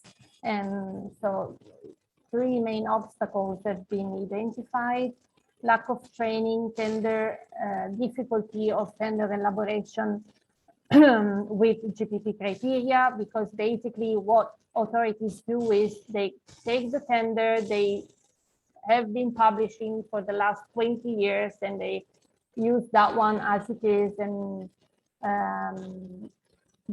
it's easier to do it that way. So to include the GPP criteria, you have to basically review the whole tender documentation, and that is not always easy. And then also the lack of suppliers. In some product groups, it's not easy to find products that comply with GPP criteria or that can demonstrate that they comply with GPP criteria. Okay. Also, they asked if the public authorities monitor their GPP implementation, and as we can see, almost nobody does. So it's this is something that maybe we should work on as ministry to help contracting authorities to put a monitoring system into place. So basically I'm finished. You can get more info, you can ask me, or you can have a look at this website. And also you can write to GPP at mite.gov.it. This is the address of the GPP working group at the ministry. So maybe it will take us a few days, but we usually reply to everyone. So this is it. Thank you. Thank you very much, Cristina. It was worth waiting for your presentation. Thank you very much. There's a question from the public. I think it's a complex question with actually it's like 4 or 5 questions in one, and the first part of it has been partially answered by Cristina and Alexandra concerning the challenges. You both mentioned the importance of bringing on board decision makers and other public authorities, and also the difficulties with monitoring that Cristina has just highlighted. There's a second part to the question, though, that I would like to share with you and ask you to reply if you can, which is about suppliers. So the question is, how is the buy-in from suppliers and end users? And the other part of the question has to do with the mandatory characteristic of the 2 legislative systems we have seen. So it says, what happens to those who do not respect the required GPP criteria from the regimentation? Are penalties apply? And if the answer is yes, could you please explain how? Basically, there isn't a penalty for the public authorities and the contracting authorities. If they don't apply the GPP criteria, the bidders can, I don't know how to say in English, the ones that don't win the bid and make a formal complaint. A complaint. Yes, it's not a complaint. They can go through the law and have the judges review the whole contracting procedures. And we have already some sentences that say that even if the public authorities don't specify that the tender includes GPP criteria, as it is mandatory by the law, the suppliers have to know that the GPP is mandatory and have to offer the products and services compliant to GPP. And if a bidder that didn't win because the public authority didn't consider GPP criteria goes through the law, the one that didn't won, obviously. Already there are sentences that annullano cancel. Yes, to restart the consultation. Yeah, the whole bidding process and contracting process, and award it to the second offer, best offer, if it complies with the GPP criteria. So there aren't any penalties by the law, but there is some sort of correcting a mechanism within the law itself. Mm-hmm. And so in France, it's slightly different because Climat and Resilience, the law I first presented, will be applicable in 2026. So it gives some time for the buyers to be prepared, and that's why we have this national roadmap. And for the 3 measures, the 3 sectoral approaches measure I have presented, it could be possible that a supplier could go to the court. It hasn't happened, so in my knowledge by now, but maybe in the future, maybe some provider could go to the court if it hasn't been incorporated in the consultation. But in my opinion, it is not the case by now, but maybe in the future it could be. And the global approach, this is like in 5 years, almost 1.5 years. It's not by now, some time.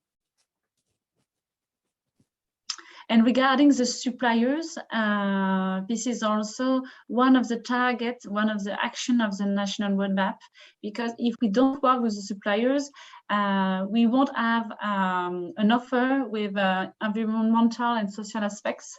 So we are working also with a representative of big companies and different sectors to make sure that the offer is growing. And we could see, for example, with the second measure I presented you, and which is quite comparable with the Italian approach, with a minimum percentage with recycled content, that with this new requirement, a number of companies have proposed new propositions, and because they had to update, to upgrade the business model with this new requirement from public buyers. Yeah, the same is in Italy. So we involve the suppliers in the definition of the minimum environmental criteria. And they are starting to understand that this, for them, is a big opportunity to have an offer to innovate. So the minimum environmental criteria are especially for the European market, an opportunity to demonstrate that their production is better from a qualitative point of view, in comparison with products coming from out of Europe. So they are understanding this, and that certifications and minimum environmental criteria are the way they can still be competitive on the market. So they don't, of course, it's not always like this, but usually they are propositive instead of the opposite. So this is now something they are understanding, that is not an environmental, GPP is not really a tool for environmental policy, it's more a tool for industrial policy. So it's a way that industry can push itself to do better in order to be more competitive, by having a greater quality from environmental point of view and social point of view. The social part is not that strong yet, but the environmental part, they are slowly, but they are understanding this aspect. And I would say that, Christina, you will tell me if I correctly understood, I would say that the big difference between Italy and France is in Italy, you have defined exactly what you expected as environmental criteria and consideration. As in France, this is up to the buyers, except for this sectoral approaches I presented you, to decide what is relevant. So I would say maybe this is the main difference between the two countries. Yeah, we are specific. We have specific criteria on specific aspects. Yeah, so they have to use the document you presented, the minimal environmental aspect, and with the consultation that you are developing to make sure that there is an approbation. Okay, very interesting. Thank you very much for your very, very interesting answers. I see there's one more question, but if you want, you can reply directly in the chat, because I would like to give space also to our two last speakers. As Cristina Peretti highlighted, suppliers, enterprises, the private sector is starting to understand that environmental and social criteria a mean of differentiation on the market and can be a tool for being more competitive. This seems to be the direction, the general direction that the European Union is taking to steer the economy towards higher competitiveness on fairer grounds. So we see the effect that the public market can have through the implementation of green public procurement, but we see that also the European Union is working on other drivers, other leverages, and one of them is for sure the access to credit. We all know that the European Union is working on the taxonomy for what is considered to be minimum, we can say minimum environmental criteria that concern exactly the access to credit. And also we can see that there is this intention is strengthened through the introduction in the Next Generation EU tool for financing the reconstruction after the pandemic in Europe, with the introduction of the do no significant harm principle, which is basically a sort of screening of the environmental aspects that will have to be taken into account when accessing the fundings that the European Union and then the national states are basically offering to also the public and private projects. So I will ask Alberta Congeduti to give us some more information about this new aspect that once again can be seen as a constraint, another constraint, but it can also be seen as a great opportunity for a more competitive market. Thank you very much, Sabina. I suppose you can hear me. I'm just gonna do a very short presentation on the do no significant harm principle. I'm gonna share my screen. Hopefully it will work.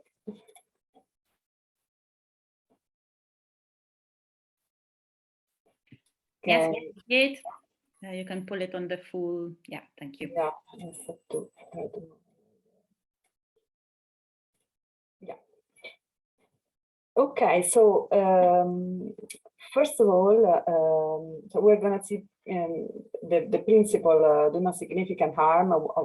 First of all, what is it, and then how to. We'll see an example on how to move from the principle to the practice, and so get funded. What is the principle, the DNSH principle? So the regulation for the Recovery and Resilience Facility establishes that no measure included in a recovery and resiliency plan should lead to a significant harm to any of the 6 environmental objectives within the taxonomy regulation that Sabina was mentioning earlier on. So what are these 6 environmental objectives?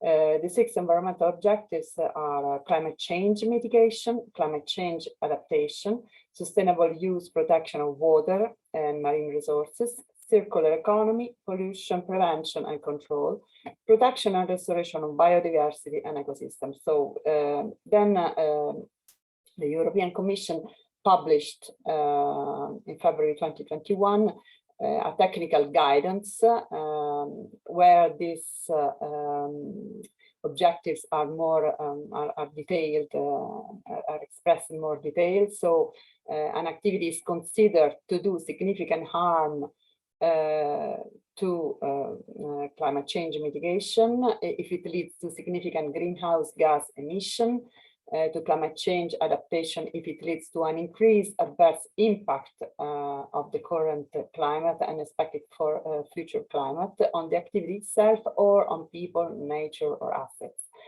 Then it's considered to do significant harm also if it is detrimental to the good status or the good ecological potential of bodies of water, including surface water and groundwater.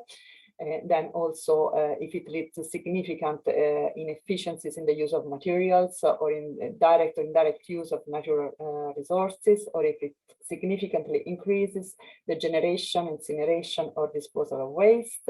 Then if it leads to a significant increase in emissions of pollutant into air, water or land, and also if it is significantly detrimental to the good condition and resilience of ecosystems, or detrimental to the conservation status of habitats and species. So these are a bit more in detail the 6 objectives.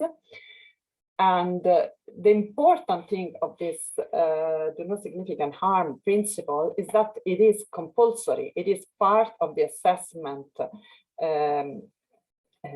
for the recovery and resilient funding. So basically, and another important detail is that for each criterion that the Commission must rate for recovery and resilience plans, the Commission can give a rate from A to C, so A, B, or C. But for the DNSH principle, there is no B. So it's just either yes or no. It's either A or C. So A, if no measure leads to a significant harm to any of the 6 environmental objectives we've seen before, or C, if one or more measures lead to significant harm to any of the 6 environmental objectives. So basically, the Commission can only endorse funding if no assessment criteria is rated with a C. So basically, everyone has to be rated with A. So this is a very important element. Now, how in practice, how do we apply this principle in order to get funded? So already in the technical guidance I was showing earlier on, in the annex, we have a checklist that has to be verified. It's just a guidance actually for funding. So here is a checklist basically to identify, first of all, the objectives that can be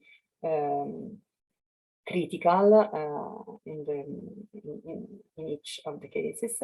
And then there is another checklist where you have to provide proof that you are not harming any of the objective that you found relevant in the first checklist. So just to see how this can translate into practice, we're going to see an example of the Italian recovery and resiliency plan. So we're going to see an example in the built environment, for the built environment.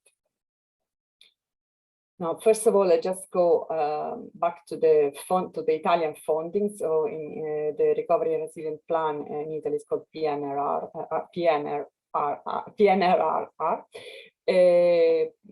And in particular, in this plan, we have Mission 2, which is Green Revolution and Ecological Transition. For this Mission 2 of the plan, there are 59 and 47 billion in total. So the billion escaped from the presentation, which are divided into 4 main subjects. So circular economy and sustainable agriculture, we have 5 billion, renewable energy, hydrogen, grid and sustainable mobility, 23 billion. And then for the built environment, so energy efficiency and building retrofit, we have 15 billion, and conservation of land and water resources, we have another 15 billion. So of this 15 billion total for the built environment, the areas of intervention are energy efficiency of public building. This is 1.21 billion. In particular, those are directed to school buildings and judicial buildings. Then we have energy and seismic retrofit of public and private dwellings, and for this we have almost 14 billions. And then district heating systems, we have 0.2 billion. What are the expected results. Okay, the expected results are 195 school buildings being built and retrofit with the regime. There are two different regimes for funding, also in other Italian funding frameworks. So regime one is a substantial contribution. So it's a contribution where, you know, there is a big effort in preventing impact on environment. Regime two is a regime where the minimum impact, the minimum level of impact is guaranteed, so that the impact cannot go beyond a certain impact. But regime one is a more it's a bolder regime, let's say. It's a more ambitious regime. So the expected results for the school buildings are 80,000 tons of CO2 per year reduction. The expected results for the judiciary buildings are 2,500 tons of CO2 equivalent, obviously, per year reduction. And for the private and public dwellings, the expected result is 36 million square meter retrofit, which would lead to a reduction of 667,000 tons of CO2 per year reduction. So in total, if we sum this, we obtain 77,900 tons of CO2 reduction per year. So in practice, we saw those tables, those checklists in the European guidance. In the Italian guidance, they're translated in other respective checklists. So if we have to see in practice how to apply it, what are the issues identified in the construction sector, first of all? So for mitigation of climate change, excessive energy consumption and emission of carbon derivatives. For adaptation to climate change, reduced resistance to extreme weather events, lack of resilience to future temperature increases in terms of indoor comfort conditions. Then for sustainable use of or protection of water and marine resources, we have excessive water consumption due to inefficient water systems, interference of the structure with the surface water pattern, and impact of the construction site on the local water environment, so pollution of the water. Then for the circular economy, we have transport to landfill and or incineration of construction and demolition waste that could otherwise be efficiently recycled or reused, excessive waste production and inefficient waste management. Then for the prevention and reduction of pollution, again, other issues identified are presence of harmful substances in building materials, presence of contaminants in building components, etc., and then presence of contaminants in the site soil. Then for the protection and restoration of biodiversity and ecosystems, the issues identified are inappropriate building location, negative impact on ecosystems if construction occurs in a conservation area or an area of high biodiversity value, risk to forest from not using wood from sustainably managed and certified forests. So these are the issues identified for the built environment. And then we have the guiding principle then to apply criteria as a consequence of these issues. So first of all, the building have to be designed to minimize energy use and carbon emission throughout the life cycle. So this is an important point. Everything has to be an important point of the the DNSH principle is that everything has to be considered in a life cycle perspective. Then other guiding principle is the adaptation of building to climate change, in particular also to extreme temperature and to many other issues that can be connected with climate change. Then rational use of water resources, proper selection. Rational use of water resources can really have a huge impact on already in the building features can already have a huge impact on the water consumption. Proper selection of materials, proper management, obviously, of site waste. The solution implemented, the materials and the components used must guarantee compliance with the current Italian minimum environmental criteria, which are called with the acronym CAM in Italy. So this is important. So where there are already minimum environmental criteria, these criteria have to be satisfied for the allocation of funds. Then what are the constraints that are a consequence of the issues we were looking at earlier on? So for again, these are divided into 6 objectives. We see the first 3 in this slide. For the mitigation of climate change, there are different constraints for new building and retrofit, renovation.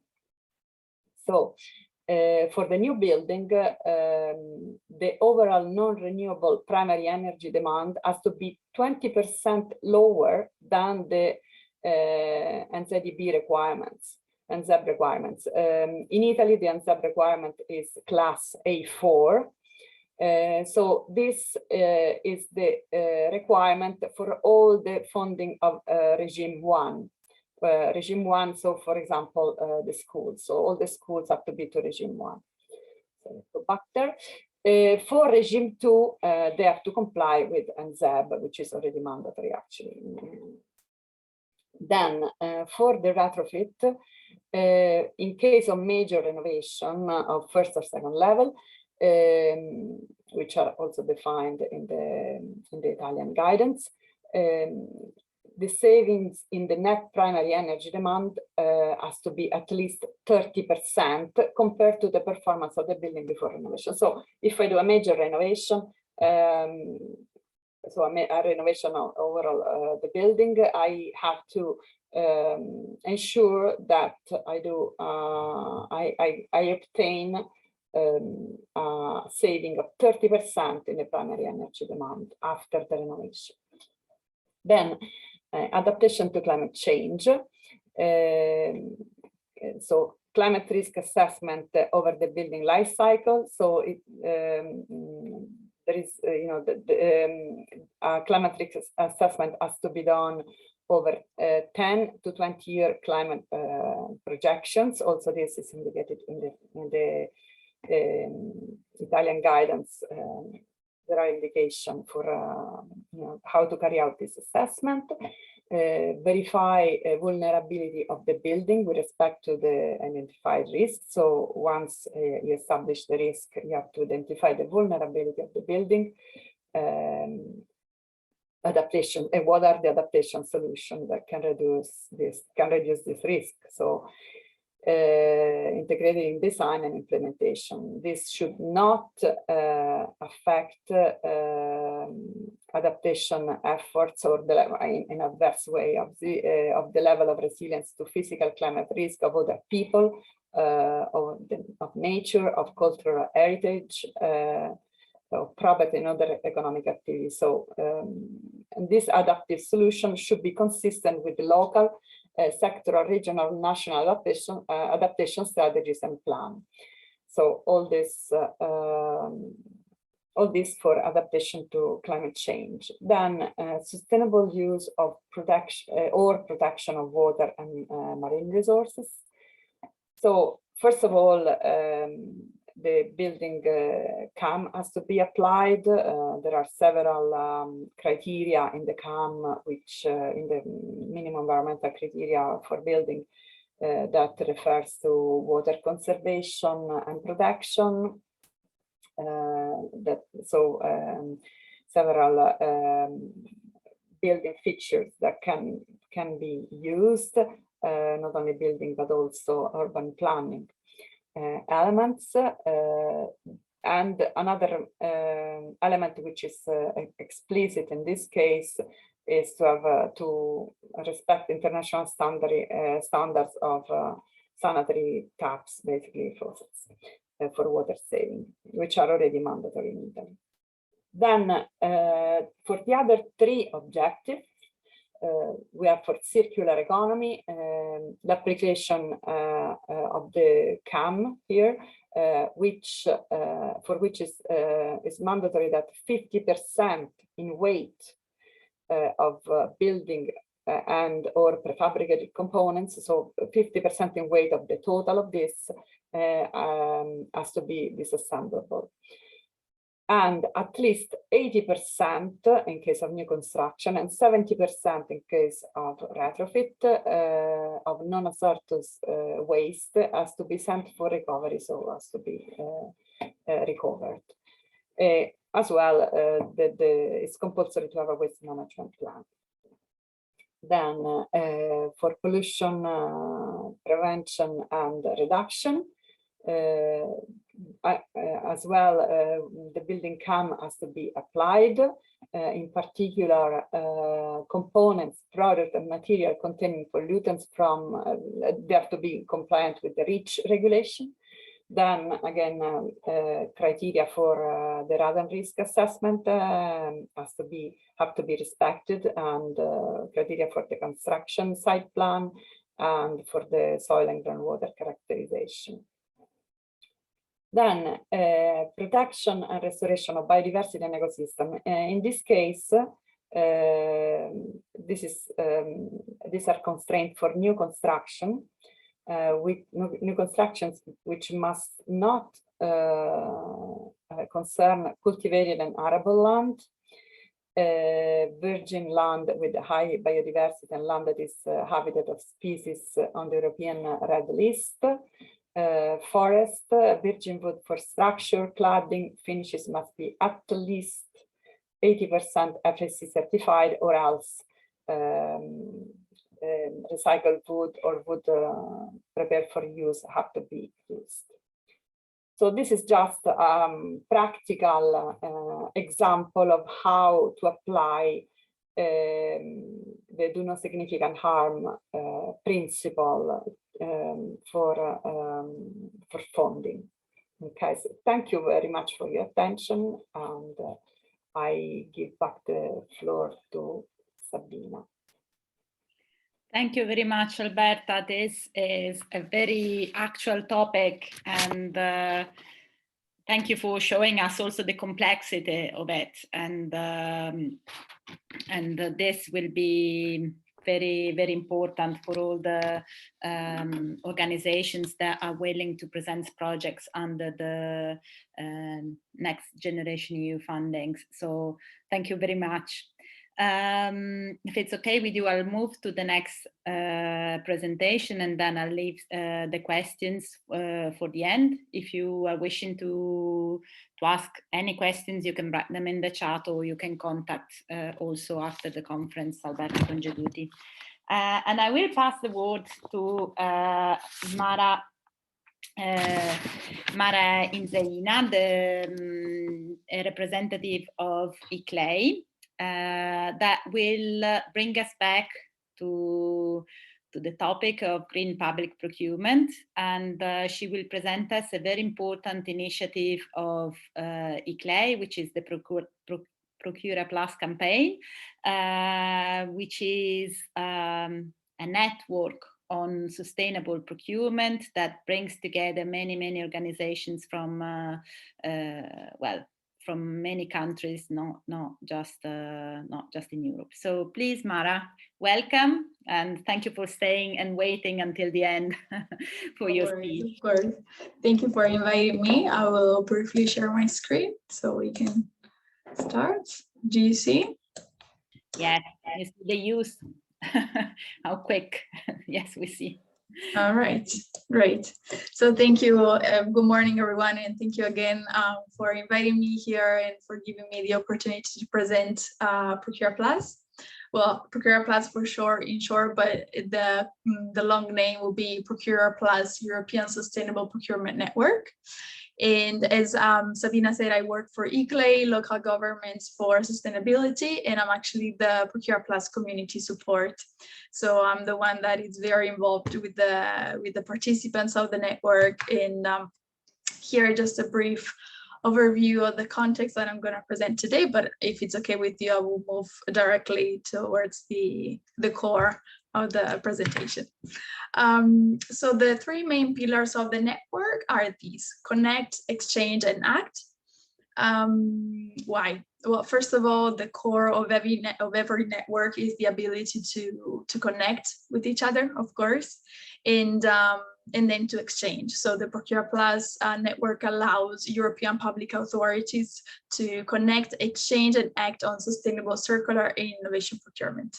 There is obviously a lot of combined knowledge and experience that allows to provide advice, support, and visibility as well to all these European public authorities, and act, of course, in their own work environments and in their own country, hopefully, of course, make the difference there.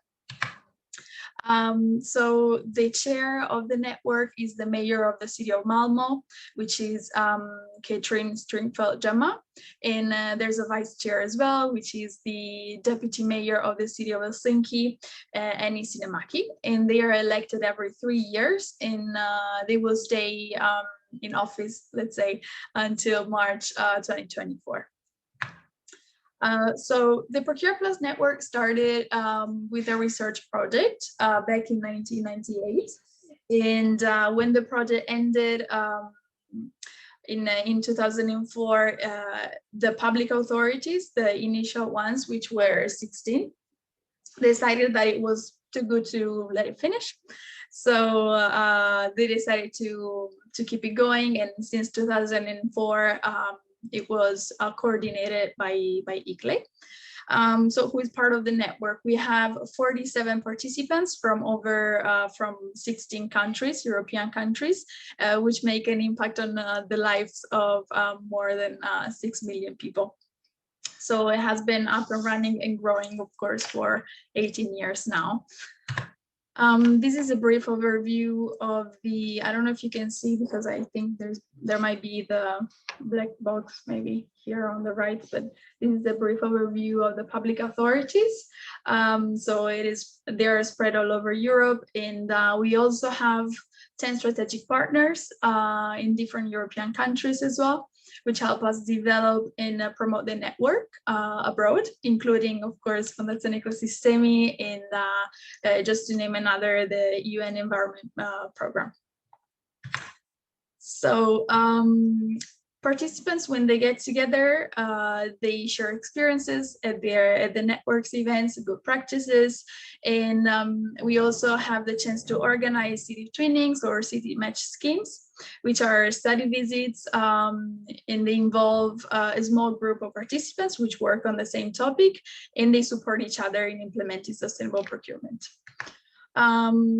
They work together to also develop policy and criteria on specific areas related to sustainable procurement. And they also do it in interest groups that we have that are active currently in the network. And we have one on sustainable and healthy food procurement, which focuses on how, of course, public procurement can make the difference in food sustainability. And we also have one on circular public procurement. We have a lot of different types of events. The first one is the seminar, which of course provides an opportunity for first face-to-face exchange on SPP. Of course, we had to put these on standby for a bit because of COVID, but we're gonna have, hopefully, the next one in October 2022, so this year in Brussels. And then we have the webinar series, which of course offer different kind of knowledge and exchange. They also focus, of course, on SPP. We have the community cafe as well, which is a more informal type of event, and it's only for Procure Plus participants. And then we have the Procure Plus conferences, which are European-wide forum to promote exchange and dialogue, and they of course have a wider reach. The Procure Plus network offer also new opportunities. One of them is thanks to the Procure Plus Awards. They showcase achievements in sustainable circular innovation procurement on the international stage. You can see the development here, starting on the top left, that was 2018. And then the last two pictures at the bottom, they're from respectively 2020 and 2021. Of course, last year we had to hold the final ceremony online, but this year, hopefully, we'll have it in person at the seminar. The new call for application has been launched now with 4 categories, including the new one on circular procurement of the year. The network also provides advice and guidance through the Procure Plus Update, which is the newsletter. So to always be up to date on the important things happening in SPP and in the network. And one of the deliverables that was published a few years ago is the Procure Plus manual, which is an easy to understand guidance for any European public authority. But I think the core of the presentation in general of the network is the public authorities, that they actually do and put in the work and make the difference eventually. We have a few good practices that I'm going to show to you today. Of course, every participant is active in their own way, but I think these they deserve a special mention. The first one is for sure the City of Copenhagen. They are a very active member of the network. Their total procurement volume is 1.5 billion per year. So of course they have a very large influence on the supply of goods and services in the Danish market. They won the Procure Plus Awards last year for the Sustainable Procurement of the Year category, because they applied a tool developed by the city of Odense, which was based on the Sustainable Development Goals, and they helped suppliers identify what goals they were actually contributing to. This tool also helped them introduce social considerations into their procurements. The City of Copenhagen sets the ambition to be carbon neutral by 2025, and just to show a bit how they're moving by, for example, by 2015 already 59% of the city car fleet was electric, and they already provide 90% of the public sector meals. They are all organic. So how can procurement help Copenhagen in lowering their CO2 emissions? Well, for example, they set a procurement policy for 2019-2022 that states that Copenhagen has the ambition to lower CO2 emissions also through SPP. How? By introducing, for example, stricter requirements for green transportations of goods and services, by promoting the purchases of eco-label products, focusing on refurbished products and on circular products as well. And for them, supplier engagement is actually key. And market dialogue is key as well, because the city, otherwise it wouldn't be aware of what the market is capable of and what are the actually obstacles and opportunities there. The other good practice that I want to present is the province of Zeeland in the Netherlands. This is also a very active member of the network, and they have a pretty big procurement budget as well. They also won the Procure Plus Awards last year for the category Procurement Initiative of the Year. They also use the SDGs as a compass for their procurement. They focus specifically on 7 SDGs, and they are actually doing a very good job, or they started doing a good monitoring for the results. So this commitment, let's say, to develop a good monitoring can actually set an example in the network for other participants as well. They also wrote a white paper on procurement last year, where they included the lessons learned from a project which focused on sustainable raw materials in the construction industry, and they only purchased 100% renewable energy thanks to a joint procurement that they made with 8 more Dutch provinces. Finally, the last one is the Barcelona City Council. They have been a pioneer in implementing sustainable public procurement in Spain. Already in 2015, they made the integration of green requirements compulsory for 12 priority categories, including, for example, electricity, IT equipment, or food services. And in 2017, with the municipal decree, they actually went beyond those 12 categories and introduced more social aspects of sustainable public procurement. And the results have been pretty good. They showed that they improved the working conditions in newly awarded contracts. They had a reduction of resource and electricity consumption. And last but not least, they recorded annual savings for more than 36,000 tons of CO2, thanks to their use of 100% renewable energy. All right, I tried to keep it short, but thank you for your attention. But if you have further questions, I'm here. Or you can take my email and do a follow-up, not a problem. Thank you very much, Tamara. I see. Thank you. Your presentation was very dense of very, very interesting information, and I would like to thank you and all the speakers from this morning. We could gather many useful information on where the legislation is moving at European level, at local level, and also give substance to that amount of information with many good practices from national and local levels. So before closing, I would like to pass the word back to our main host, who is Nicolò Tudorov from the region Friuli Venezia Giulia. And thank you, Sabina. Now we are at the end of this long morning. I will try to be quite short as well, because we had a lot of discussions today, and so it's also the lunchtime is approaching for everybody.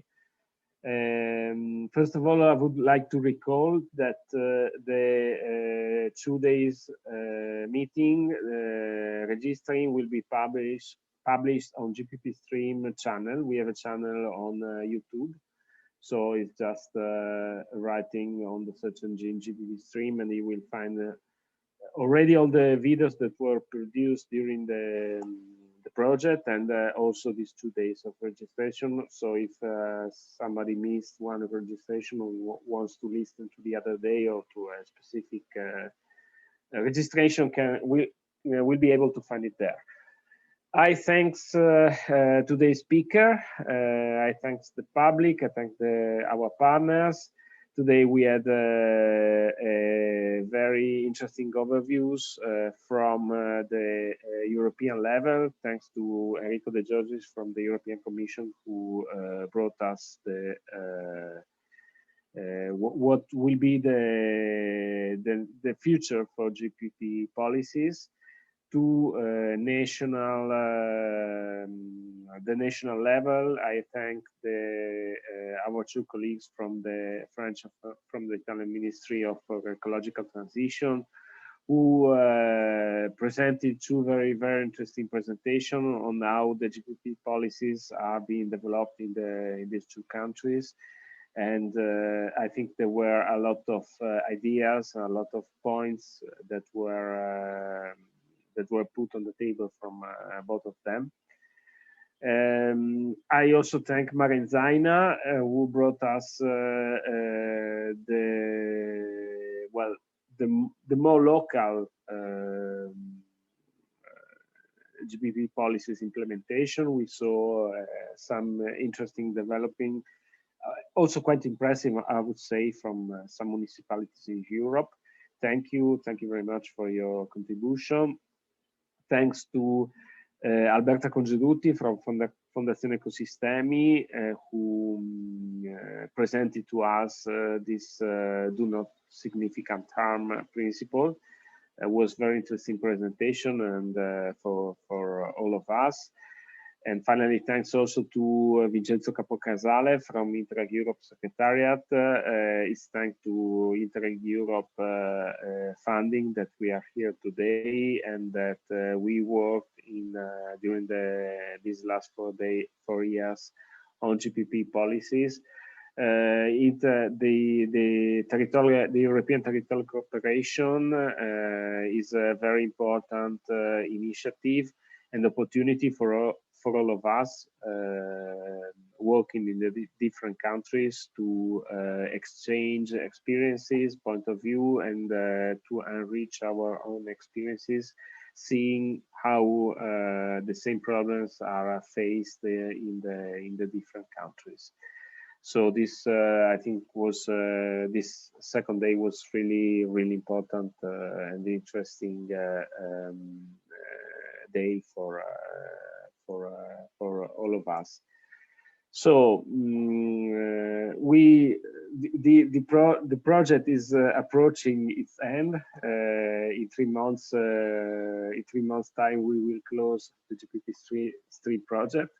We will miss it. We will miss our partners, but we are working on GPP. We are still that's still an issue, a theme that is very central for all of us. So I'm sure that we will cooperate among us also after the project, and also with the speaker. I think we will have some chances to get in touch and to exchange experiences among us.